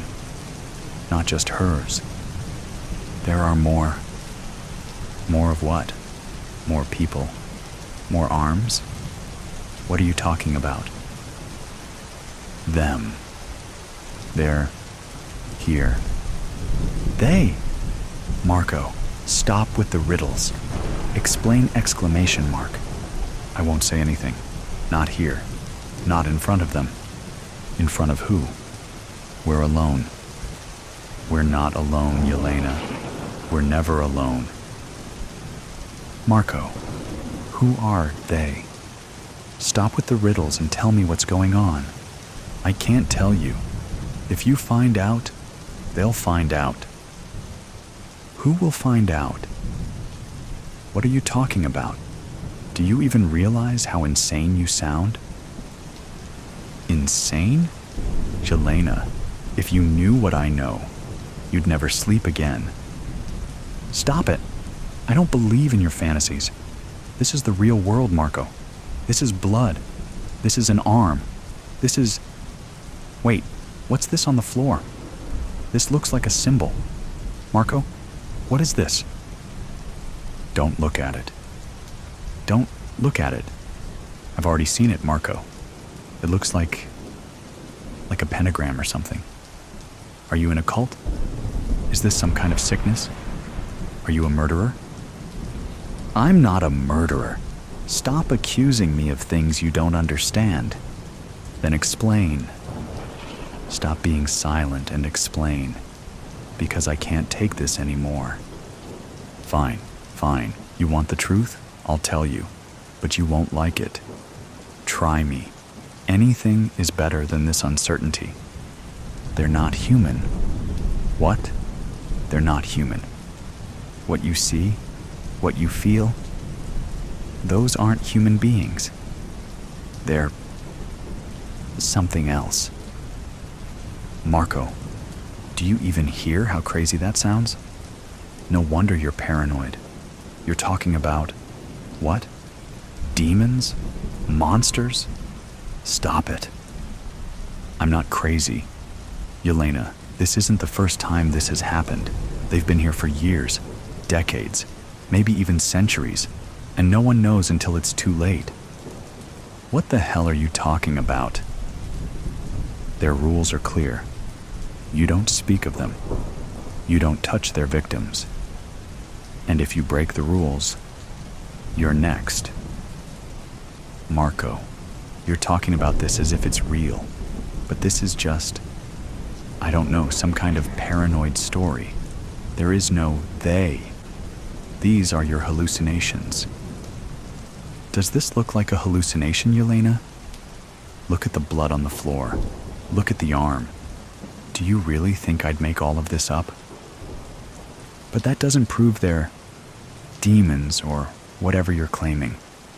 This could be, I don't know, the mafia, a cult, someone real. I wish it was. But it's not. It's not something you can understand until you see them. I see blood, Marco. I see the symbol on the floor. But none of that proves your story. This is madness. Pure madness. Yelena, just listen to me. If you want to get out of here alive, you need to stop digging deeper. They already know you're here. Marco, this is too much. I'm calling the police. I can't do this alone. You can't call the police. Yelena, they can't help. Why? Why not? Because the police have already tried, and there isn't a single officer who's walked out of this basement alive. Stop it. Listen to yourself, Marco. This is... Shh. Yelena, quiet. What? Do you hear that? I don't hear anything. Marco, stop it. Quiet, Yelena. They're coming. Who's coming? Stop it. Stop playing games. Yelena, please, don't breathe too loudly. Just stay still. What? What is that sound? Marco, what is it? I told you not to open the door. Now you've woken them. Who are they, Marco? What is that? What are those lights? Those eyes? I told you. Marco, what's happening? It's too late, Yelena. It's too late. No, Marco, don't do this. Don't leave me here. I'm sorry. You have to face this alone. No, don't. Marco, don't leave. Marco. Marco. Yelena, listen to me. Listen carefully. Stay still. Don't move. If you stay still and don't make a sound, maybe they won't see you. What? What won't see me? Marco, what are these creatures? These eyes? These hands? What the hell am I looking at? Don't look at them. Don't look into their eyes. But they're everywhere. What do I do? How do I not look? Yelena, just close your eyes. Breathe deeply. They can sense fear. The more you're afraid, the closer they'll come. How can I not be afraid? Marco, what are these things? I told you. They're not human. They're things. Even I don't know exactly what they are. I just know they're not from this world. You're insane. You're completely insane. This isn't real. This is a dream. It has to be a dream. Yelena, this isn't a dream. If it were, you wouldn't feel the cold. You wouldn't feel their breath on your neck. What? What did you just say? On my neck? Don't turn around. Ah! Marco, they're here. I see them. Don't look into their eyes, Jelena. I told you, close your eyes. I can't. There are too many of them. They're staring at me. Jelena, calm down. Breathe. You have to breathe. Marco, they're getting closer. Marco, please, help me. I can't. They've already seen you. What? What does that mean? Marco, tell me what that means. It means it's over. There's nothing I can do. It's too late. No, don't say that. There has to be a way. There's a way out, right? The only way was to never wake them. Please, I can't do this. Marco, they're touching me. Marco, don't scream. Don't give them a reason. I can't. I can't take it anymore. Ah! Jelena, no exclamation mark. Marco, they're pulling me. Marco, help me. I'm sorry. I'm so sorry. Don't leave me. Don't. Jelena, forgive me. No, Marco. Ah! I told you not to open the door. Delta 928. Captain David Starnes. Morning, Pete. How are you doing today? Co-pilot. Peter Markley. Oh, I'm good. Just glad I made it on time. Traffic was a bitch this morning. How are you, Captain? Starnes. Feeling just fine. Once I fly this turn, I have the next 3 days off, and me and Jenny are going out to Sedona to play some golf and enjoy the spa at the Hilton. Markley. Sounds nice. I'm on for the next 4 days at least. Starnes. Hey, do me a favor. I have to call home real quick. Ask Marcy to bring up some coffee for us, and then we can start with the pre-flight routine. We're scheduled to be nose up in about 20. Markley. Will do, Captain. Pause. Hey, Marcy, can you please bring up 2 cups of coffee?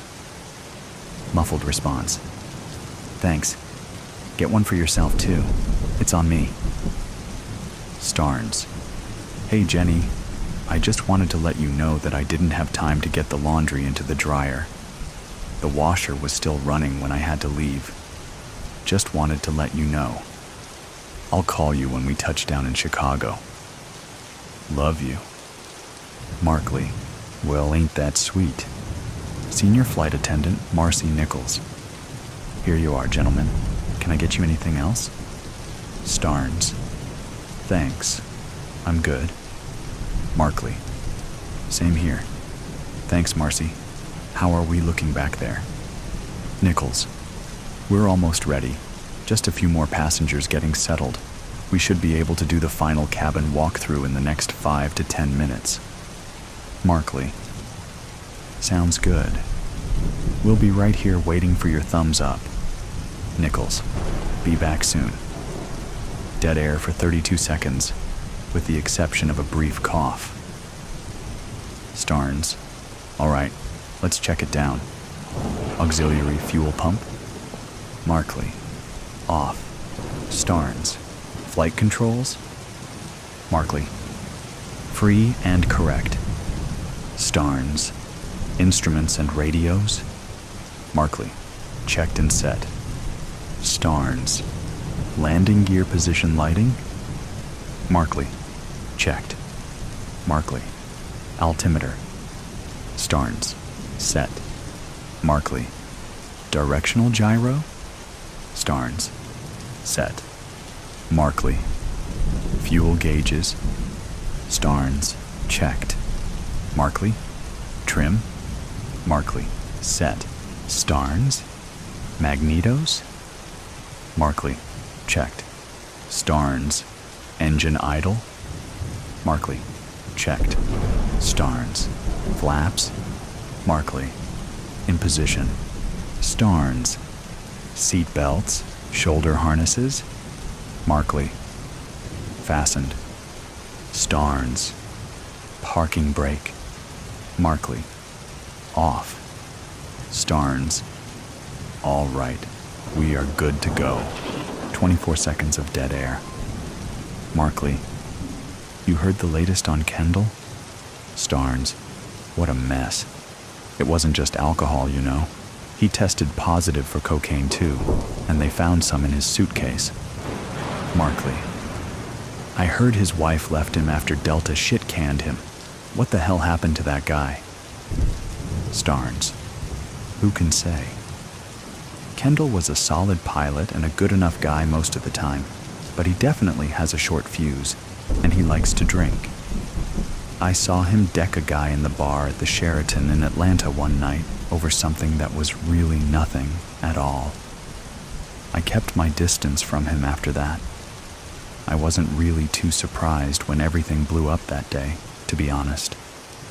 Seems like he's just in a tailspin now. He was in jail until just a couple of days ago. Out on bail now, I heard. Markley. Yeah. I feel bad, though. He seemed like a decent guy to me, but I couldn't let him take off that morning. He literally stumbled into the cockpit, reeking of booze, slurred speech. He fell asleep about a minute after he took his seat. Miranda was the senior flight crew member that day, and she noticed it right away. Starnes, you did the right thing. I wouldn't give it a second thought. Markley. Yeah, I know. I just feel bad for the guy. Starnes. Don't. Not your problem. How are we looking back there? Markley. Marcy's walking this way now. They look like they're all settled in. Nichols. Okay, guys. We are all set. Markley. Thanks, Marcy. Ready for takeoff. Starnes over cabin intercom. Hello, ladies and gentlemen. Welcome aboard Delta Airlines Flight 928 from Phoenix to Chicago O'Hare. Our flight time today should be 3 hours and 22 minutes. The weather looks good the whole way, so it should be a smooth flight, but we will notify you if we expect any turbulence. Your flight crew members will be coming through the cabin with an assortment of snacks and beverages once we level off. We'd like to thank you for flying Delta Airlines. We are third for takeoff, and we should be in the air shortly. Sound of jet thrusters increasing and decreasing for next 6 minutes and 14 seconds. Muffled dialogue between pilot and co-pilot. PHX Tower. Air Traffic Controller, Mike Reynolds, over radio. Delta 928, you are clear for takeoff. Sound of increased volume of jet thrust for next 12 minutes and 35 seconds. Starnes. All right, we are up and running, activating autopilot. Dead air for next 2 minutes and 43 seconds. Reynolds, over radio. Delta 928. Please adjust your altitude to 32,500 feet. Markley, copy. Descending to 32,500 feet. Dead air for next 2 minutes and 32 seconds. Markley. How's that course at the Sedona Hilton? I've played a few of those courses out there, but not that one. Starnes. Ah, you know. They're all kind of the same. Pretty wide open. The greens are usually pretty fast, though, so that can hurt you. It's nice, though. Well maintained. Markley. I gotta get out there next time. Haven't played much this year. I'm scared to find out where my handicap really is right now. At least an 18. Starnes, chuckling. I brought in a 78 with 4 birdies at Sun Valley last week. Markley. Nice shooting. You gotta teach me how to keep it in the fairway. My drives are all over the place, I swear. Dead air for next 54 seconds. Starnes. This is my 3rd turn in the last 24 hours. All right with you. If I catch a little shut-eye for a while? Markley. No problem, Captain. I'll rouse you back up if necessary. Starnes. Thanks, Pete. Dead air for next 54 minutes and 22 seconds. Sound of knocking on cabin door. Sound of door opening. Nichols. Gasping and speaking quietly. I'm so sorry. He made me open the door. He has a knife. Former Delta Airlines pilot, Marcus Kendall. Enough. You've done your part. Just give me all those little whiskey bottles and get back there and keep everything cool. If I hear one sound near that cabin door, everyone is going to regret it quickly. Remember, if I kill these two, then I'm the only one left to land this plane. Overlapped with sounds of motion, as well as inaudible comments from Starnes and Markley, followed by the closing of the cockpit door. Starnes. Marcus. What the fuck? What is this? Kendall. This has nothing to do with you, Dave. I'm here to see Pete. Here. Take this, though. Sounds of a struggle followed by painful gasps, cries, and heavy breathing for next 18 seconds from Starnes. Shouting from Markley. Markley. Jesus, Kendall. What the hell are you doing? Stop. Kendall. You better get back into that co-pilot seat before you get hurt, Pete. I think we both know how a fight between me and you would end, even if I didn't have this knife. And Delta suspended the federal flight deck program 3 months ago after that incident in Salt Lake City, so I know you don't have a gun in this cockpit. Besides, I'm here to speak with you. This doesn't involve Dave. He was an asshole anyway. I need this seat. Sounds of seatbelt unclicking, followed by a thud. Kendall. Shit. Look at all the blood in this seat. Give me your jacket. I gotta wipe this up a little. Markley. How did you even get on this flight? How did you get a knife on board? Kendall. I worked for this airline for 17 years, Pete. You don't think I know how to get around? You don't think I know some people who will help me out if I hand them 500 cash? Baggage handlers make shit for pay, you know? It's a pretty thankless job. Those guys aren't exactly rocket scientists. Dead air for next 16 seconds. Markley. Christ, Marcus. What are you doing? Kendall. I came to talk to you, Pete, about what you did. And don't even think about triggering that handset. God help me. If I hear a 7,500 squawk come out of your mouth, I'm gonna cut off your right thumb. Don't test me. Look at Dave down there. You think I'm fucking around? Markley. I won't. I swear I won't. Kendall. Good. This won't take long here. Looks like we will be over Denver in just a few minutes. Markley. Why Denver? Are you gonna land us at DIA? Kendall. Not exactly, but close. We'll get to that. First, let me ask you something. You are a licensed and qualified pilot with plenty of experience flying the Boeing 737, yes? Markley. Yeah, sure. Not as much as you, but yeah. Kendall. So, on that morning when you called security to come into the cockpit to wake me up and drag me away, leading to me ending up in jail and losing my job along with my wife and 2 kids, you could have just covered for me, right? Markley. Hey, you know the airline's policies.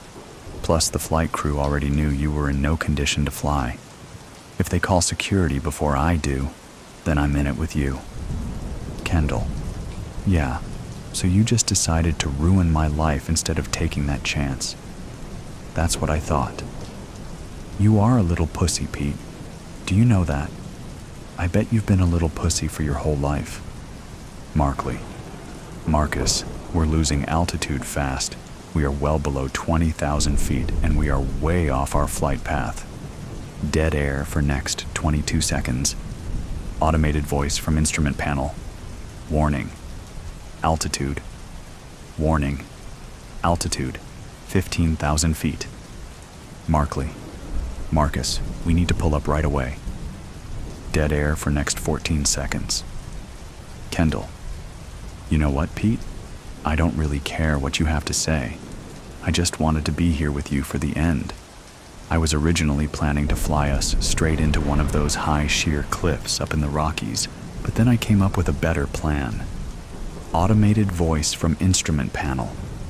Warning. Altitude. Warning. Altitude. 12,000 feet. DIA Tower, Air Traffic Controller. Miles Cordry, Delta 928. We are showing you coming towards downtown Denver and descending below 10,000 feet. Are you in distress? Do you need us to clear a runway for you at DIA? Kendall, kill that speaker. Automated voice from instrument panel. Warning. Altitude. Warning. Altitude. 8,000 feet. Kendall, I know you can't kill that one. Anyway, rather than just pushing us into a mountain face, I decided it would be more fun to do this. Sound of increased wind shear, muffled screaming coming from the cabin.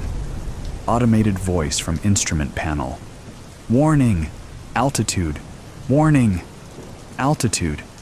6,000 feet. Markley. Jesus, Kendall. Please pull up on that stick. We are almost nose down, and we won't be able to pull out of this dive if you don't do it now. Please, don't do this. Automated voice from instrument panel. Warning. Altitude. Warning. Altitude. 5,000 feet. Kendall. You see that down there, Pete?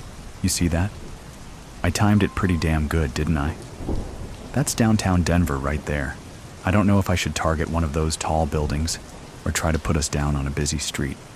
I guess I'll just have to play it as a last-minute decision. You got a preference?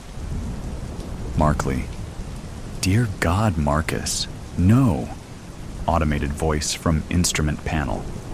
Warning. Altitude. Warning. Altitude. 3,000 feet. Kendall. I was considering it, and I just thought it would be better to put us down here rather than up there in the mountains. This way, there will be some good collateral damage and lots of great fiery video reels for the news. People love watching other people die in horrific ways when they watch the news, you know. That's basically what they tune in for, mostly, Pete. Let's give the people what they want today. Markley. Hail Mary, full of grace, the Lord is with thee, and blessed are. Automated voice from instrument panel. Warning. Altitude. Warning.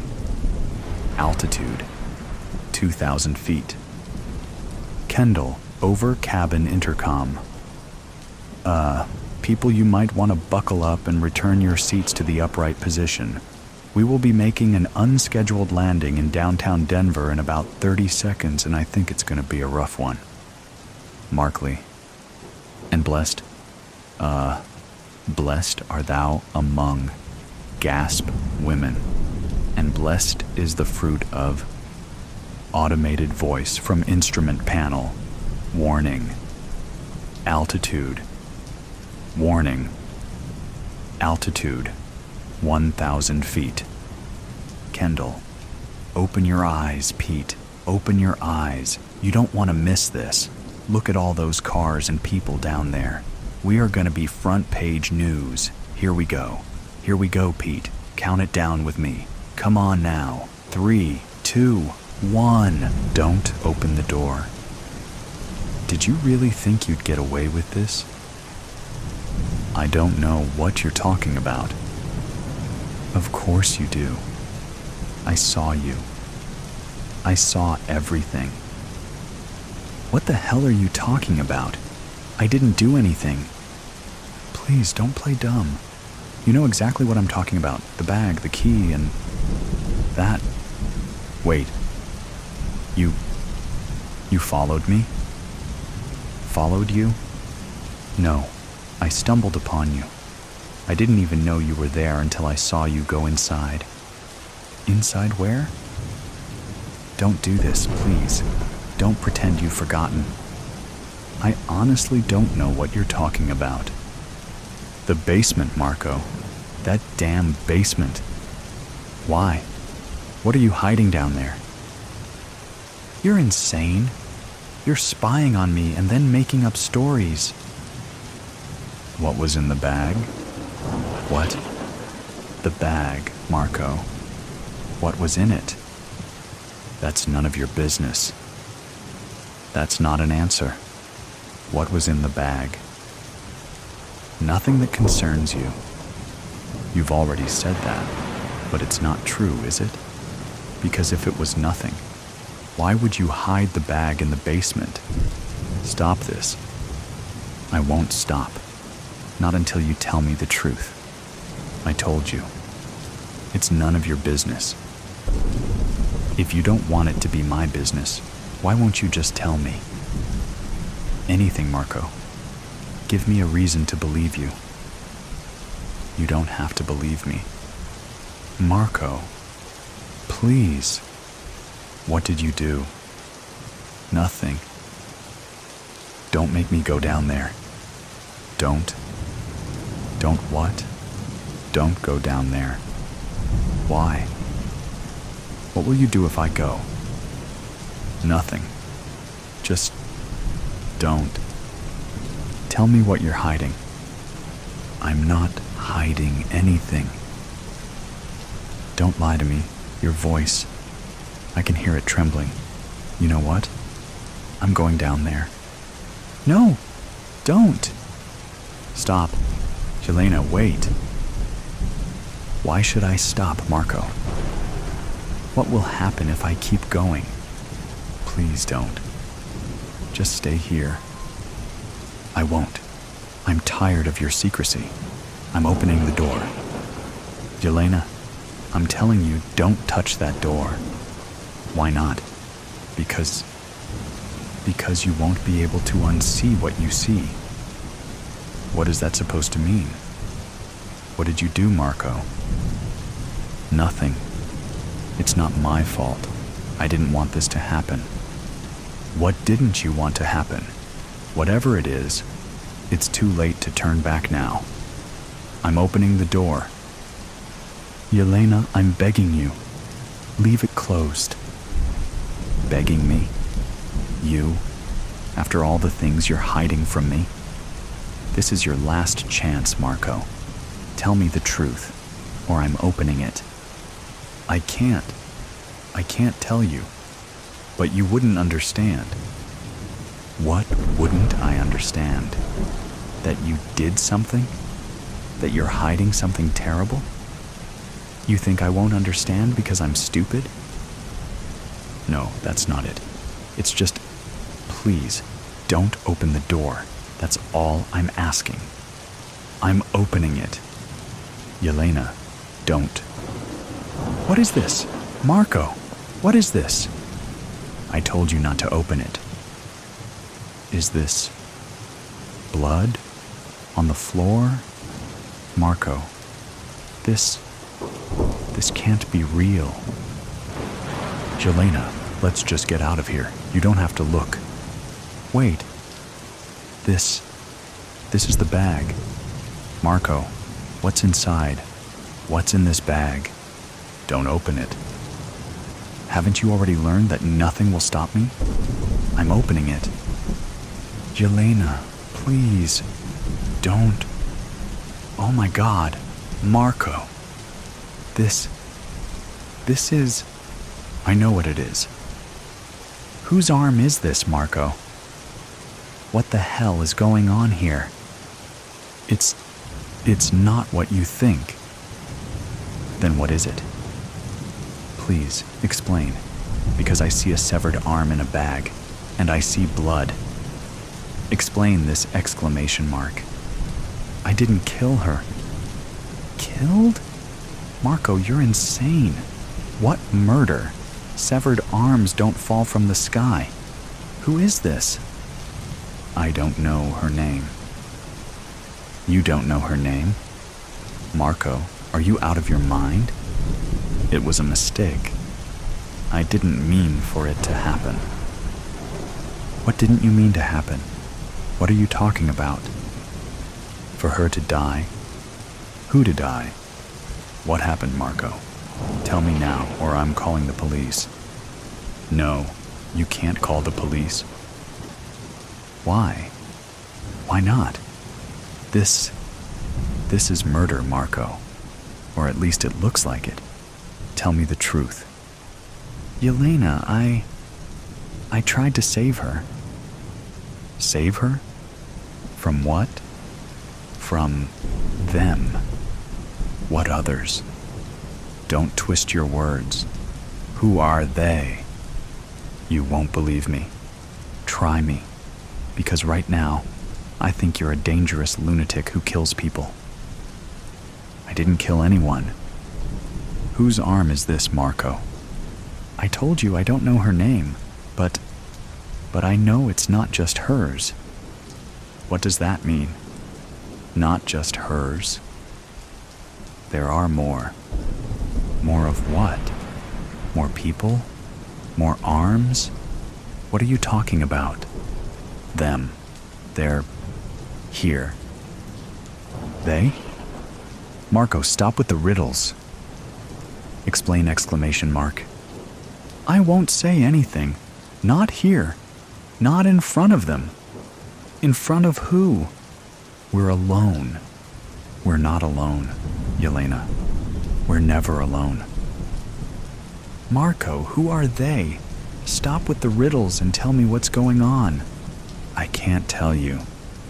If you find out, they'll find out. Who will find out? What are you talking about?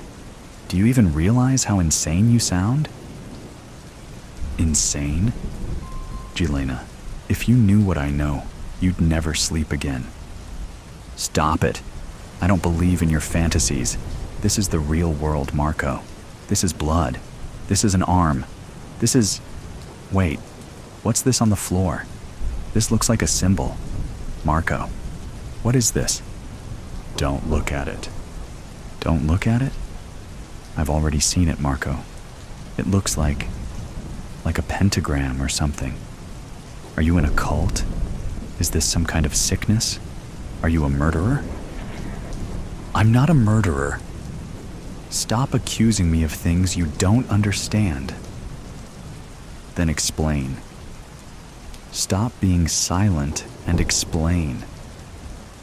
Because I can't take this anymore. Fine. Fine. You want the truth? I'll tell you. But you won't like it. Try me. Anything is better than this uncertainty.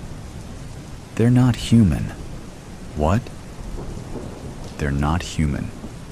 What you see, what you feel, those aren't human beings. They're something else. Marco, do you even hear how crazy that sounds? No wonder you're paranoid. You're talking about, what, demons? Monsters? Stop it. I'm not crazy. Yelena, this isn't the first time this has happened.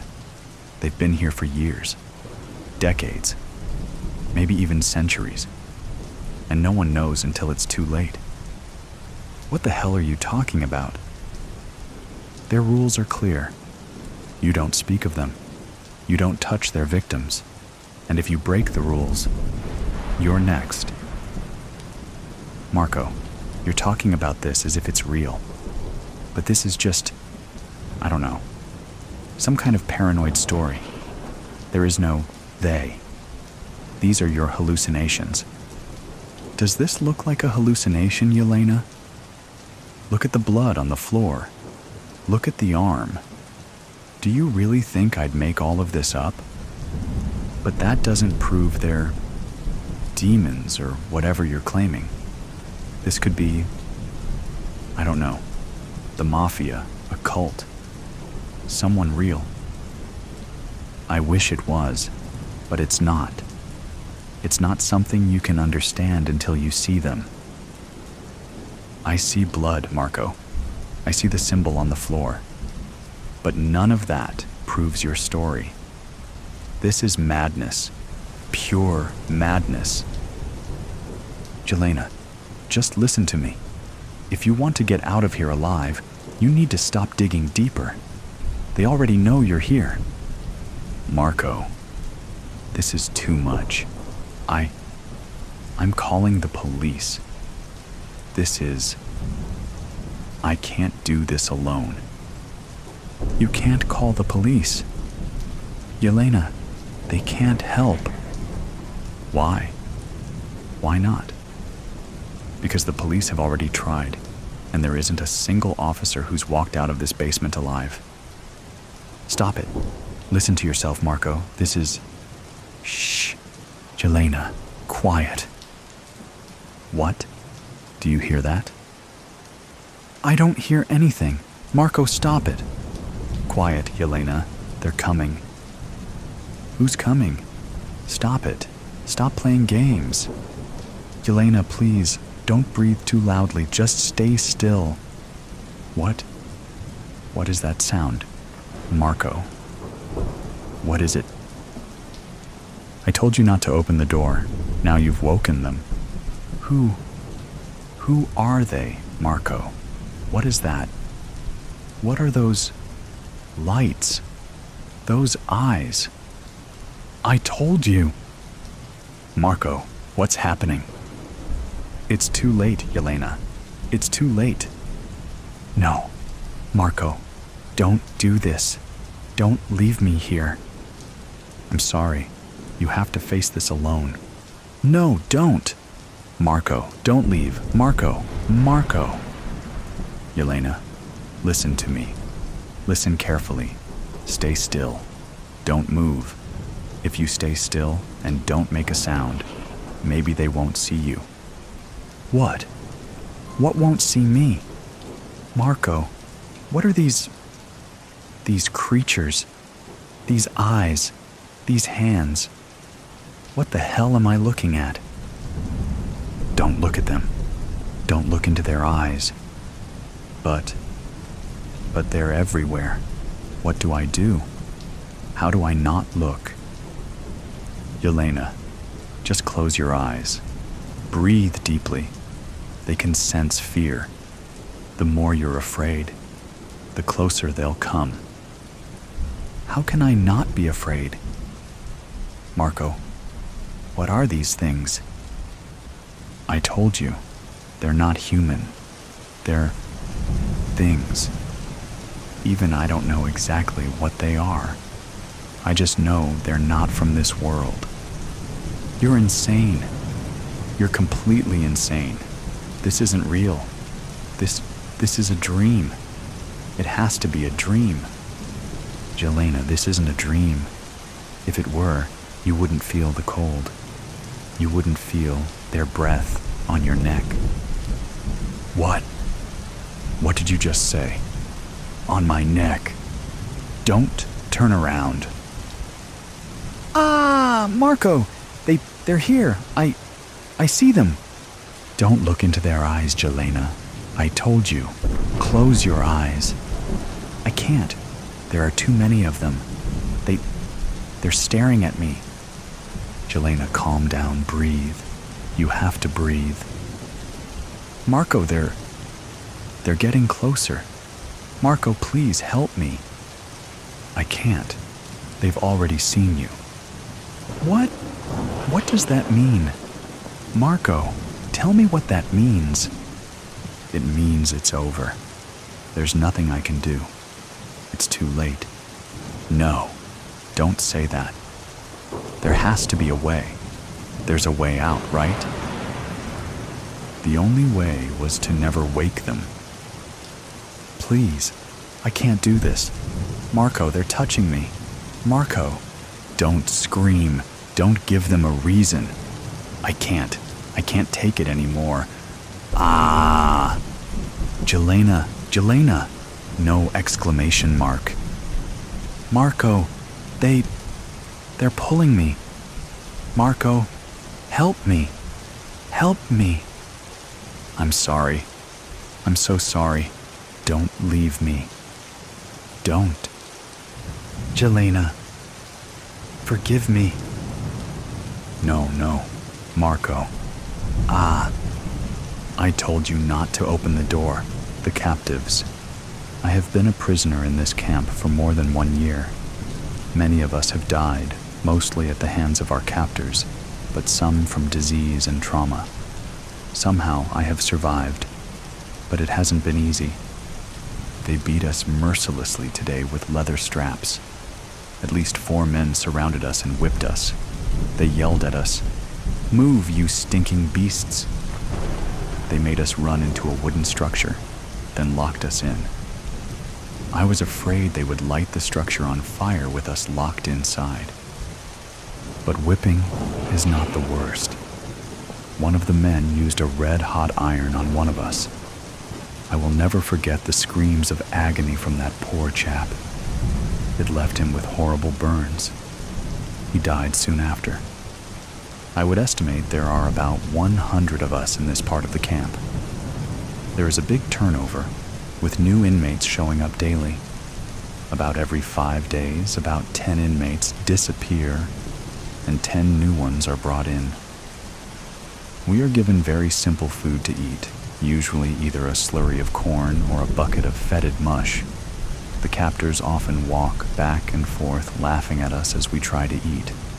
Most of the time, we have to squeeze our heads through the bars on our cells in order to get to the food. The beatings and torture are bad, but there is something worse. Several female inmates came into the camp pregnant. When they gave birth, the men in charge immediately took the little one away, not even giving the mother a chance to see or bond with it. I can't think of anything more cruel. A few days ago, they came into our barracks and grabbed 4 unfortunate inmates. They used handheld electrified clubs and drove these 4 chaps out and into a separate building. We heard them screaming. But soon after that, there were 4 loud thuds, and then there was silence. One of our informants claims he witnessed the goings-on in there. He said he saw our compatriots hanging upside down by their legs, with their throats slit from one ear to the other. When word of this spread through the camp, there was a palpable wave of horror and panic. Detailing all the brutality and torture we have experienced seems like wasted energy. No one listens to us. There doesn't seem to be any end to this existence or hope for the future. Many of the inmates show signs of depression and severe anxiety. One inmate had been very quiet, but suddenly threw himself against the electrified fence, dying right there. The captors left him standing in his death, leaning against the fence with the full current flowing through his body, his legs twitching and spasming. We suspected that leaving him there was a message to us, not to disobey or try to escape, or that same type of destiny awaited us. Yesterday morning, a very important man visited the camp. We knew he was important because of the way he was dressed. Most of the workers in the camp wear casual clothes or military-style tactical outfits. This fellow was decked out in a 3-piece suit and had a leather overcoat slung loosely about his shoulders. He carried some type of cane or stick. A rumor spread quietly amongst the gathered that this man might be the one they call the Angel of Death. He had us line up for inspection. Any inmates not accurately in line met with an electrified club, ensuring obedience. While we were at attention, he strolled up and down the row, pointing his cane at a few of the inmates he favored. His assistant wrote down the chosen inmate's number, and once he left, those selected were taken away and led into the back of a large truck, never to be seen again. I sometimes stand quietly outside the barracks, and I can see life way off in the distance. There is a park not far from here. One can see people walking their dogs, picnicking or bicycling happily. I can even hear the laughter of children as they run through the park with their parents chasing after them. How beautiful, I think, would it be to stroll in a park, saunter down to a babbling brook up in the hills, or eat peacefully without the fear of violence. I know it's just a matter of a brief time until my life comes to an end. I've lived this nightmare existence longer than I expected. When I first arrived, other inmates told me I probably wouldn't last a month. But I have seen many come and go, to a fate unknown. It would be all too easy to give up all hope. But when all seems lost, one still has the right to dream. That is something they can never take away from us. My dream is to live long enough to see an end to this incarceration and torture, and perhaps even get home to my family, if they still exist. There doesn't seem to be any hope of escape. The camp is too cleverly constructed for that. In fact, in some inmates, there seems to be almost a sense of resignation and acceptance of their tragic existence. I believe they call that Stockholm Syndrome. Generally, our captors do not engage us in conversation or ask us anything. They usually just walk by as if we don't exist. When we moo, they don't seem to understand what we are saying. I suspect they would at least try to communicate with us if we were human beings rather than cows. But today, uncharacteristically, one of my captors stopped at my cage to chat with me. He was one of the youngest of the men and sounded sensitive and caring, as strange as that may seem. But what he said really confused me. He mentioned that he doesn't eat meat and that he doesn't agree with the use of animals for food. I really didn't understand what he meant by that. After all, what is meat? Dark black stone. In April of 1919, shortly after the end of World War I, Colonel James Forrest Kane of the Royal West African Frontier Force was stationed in Cameroon for a period of 1 year, which might be extended depending on the prevailing conditions in the territory at that time. He was to serve as the commanding officer of a garrison of 200 soldiers stationed at Douala, a port city where the river Wouri pours out into the Atlantic Ocean. There was some social unrest, but no major uprisings during Kane's term there, so he was able to spend much of his time as he pleased. He was increasingly thinking about his financial future at that time. His wife had died 2 years earlier, and his son Miles was only 23 years old and just getting started in life. Other British officers returned to England with small fortunes in gems and diamonds and other things. This was Kane's opportunity to procure such assets for himself before his inevitable trip back home to Manchester. At first, his conscience weighed on him, but he managed to find ways to justify his actions. He had come to Africa to protect the native people and rid the presence of Germany from the continent. A debt was owed. Still, when he lined up his troops holding rifles outside of a home or a church or a temple, as he inventoried the valuables inside and took what he pleased, he knew this was not honorable in the least. One day, Kane led his men on a march to a northern part of the territory to investigate a tip about a Maka temple that contained a rare and priceless artifact. Upon arrival, he was immediately disappointed to see what looked like a dilapidated old wooden hut seated at the far end of a dirt road in a small jungle village. Kane's interpreter, a 17-year-old native of Douala named Buntu, walked to the doorway of the small temple and spoke some words in a raised voice. He announced that Colonel Kane had come to the village to ensure the safety of the Maka people and to receive gifts for his protection. Then 2 of his soldiers armed with rifles entered the temple. A few moments later, they called for Colonel Kane, telling him it was safe to enter. Inside it was dark, smoky, and smelling of strange, charred herbs, lit only by a dozen candles spread out in various locations to spread their thin luminescence. There was an open dirt floor with a few stained rugs, and just before this was a strange altar composed of a mixture of wood, bone, stone, horns, antlers, and dried furs of strange and unknowable origin. Kane approached the altar and realized there was a very small man, wrapped in a dark robe, seated behind it. He was barefoot, his feet filthy, the robe pulled up over his head. He was very old, and his skin was sallow, but his eyes shone with a certain light. He stared at Cain silently as the colonel began to inventory the items on the altar. He started at the far left and began working his way to the right, briefly inspecting the various relics along the way. There was nothing that looked at all valuable to his eye until he reached the center of the altar and saw the large black diamond seated in a hand-carved wooden display setting. He reached for it, and the old man behind the altar spoke up sharply.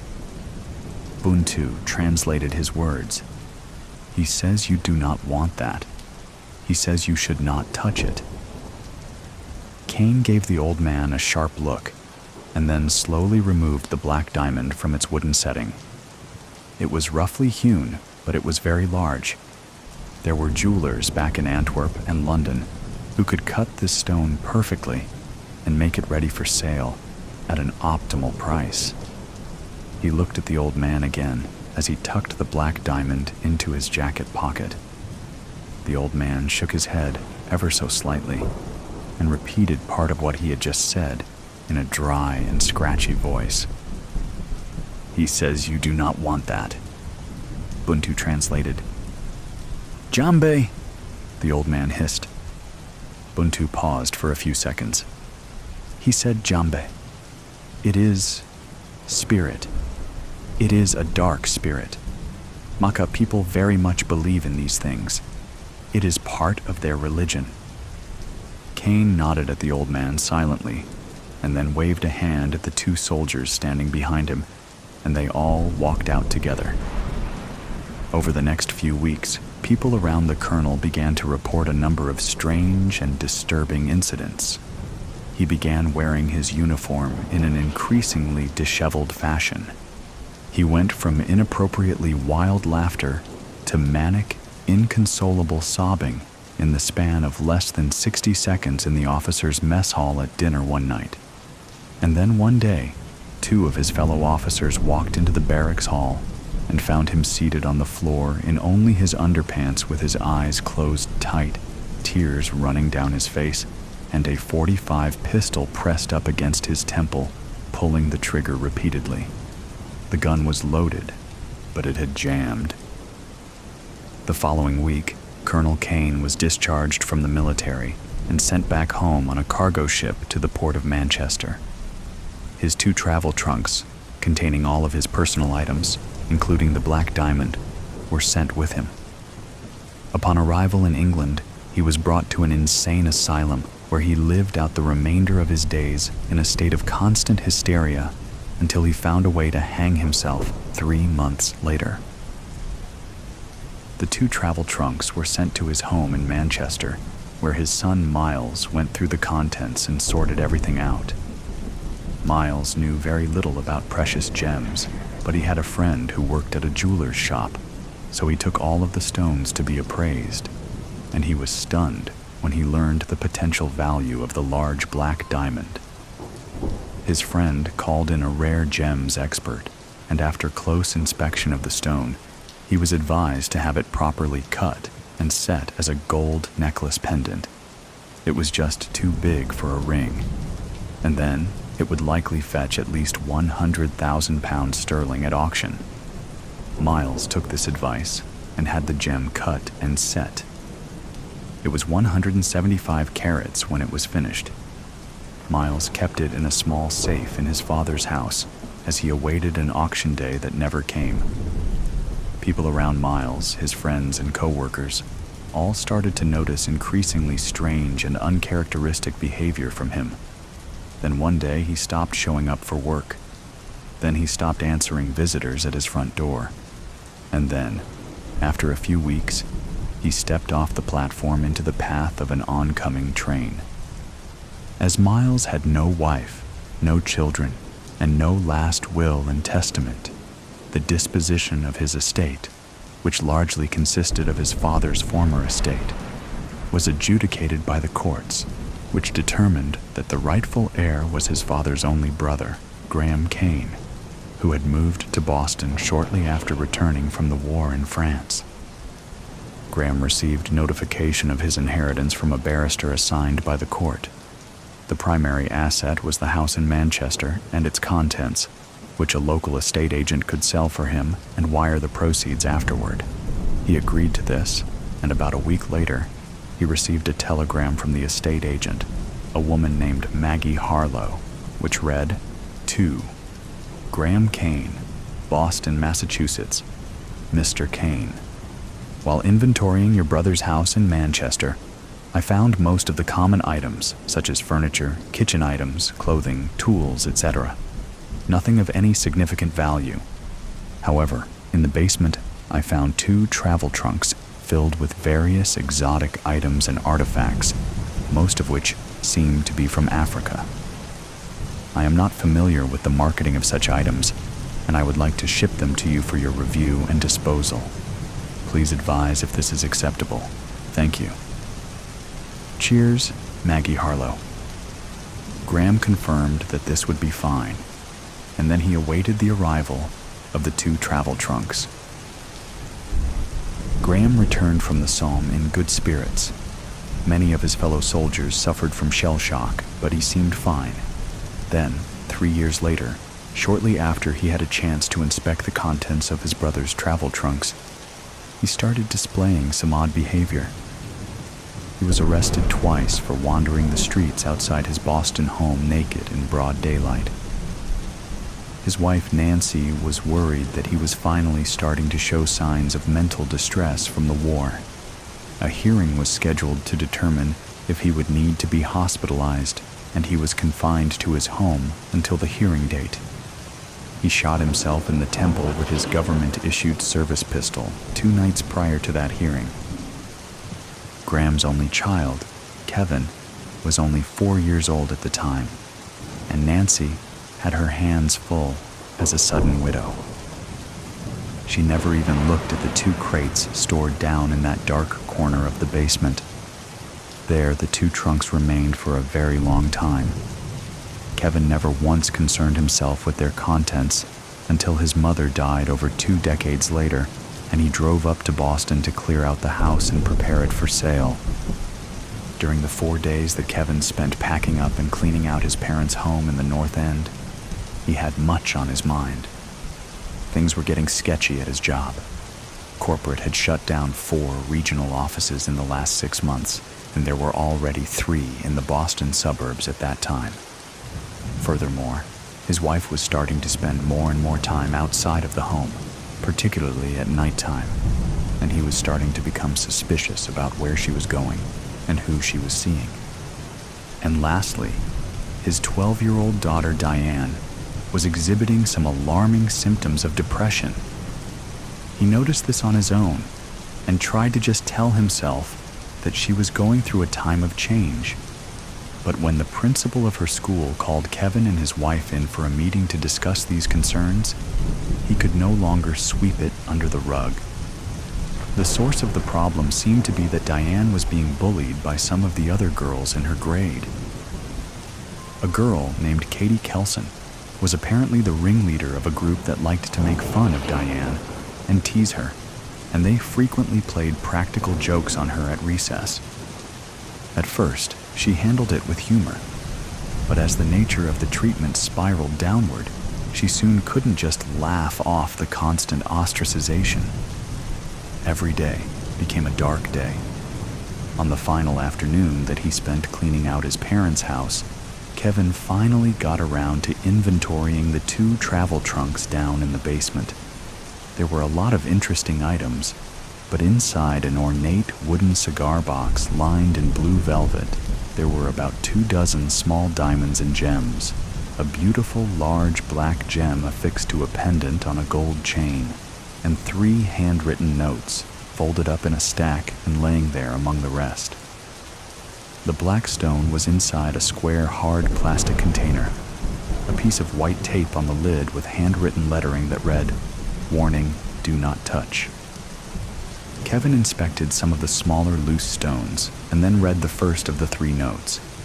In faded ink, it read, "I was warned not to touch this black diamond. I did not heed that warning, and now I am become undone. Fear for the sanctity of your mind and the destiny of your immortal soul. Do not repeat my foolishness. Colonel James Forrest Kane, 4th August, 1919. He paused for a moment, then read the next note. I did not heed my father's warnings. Now it is too late.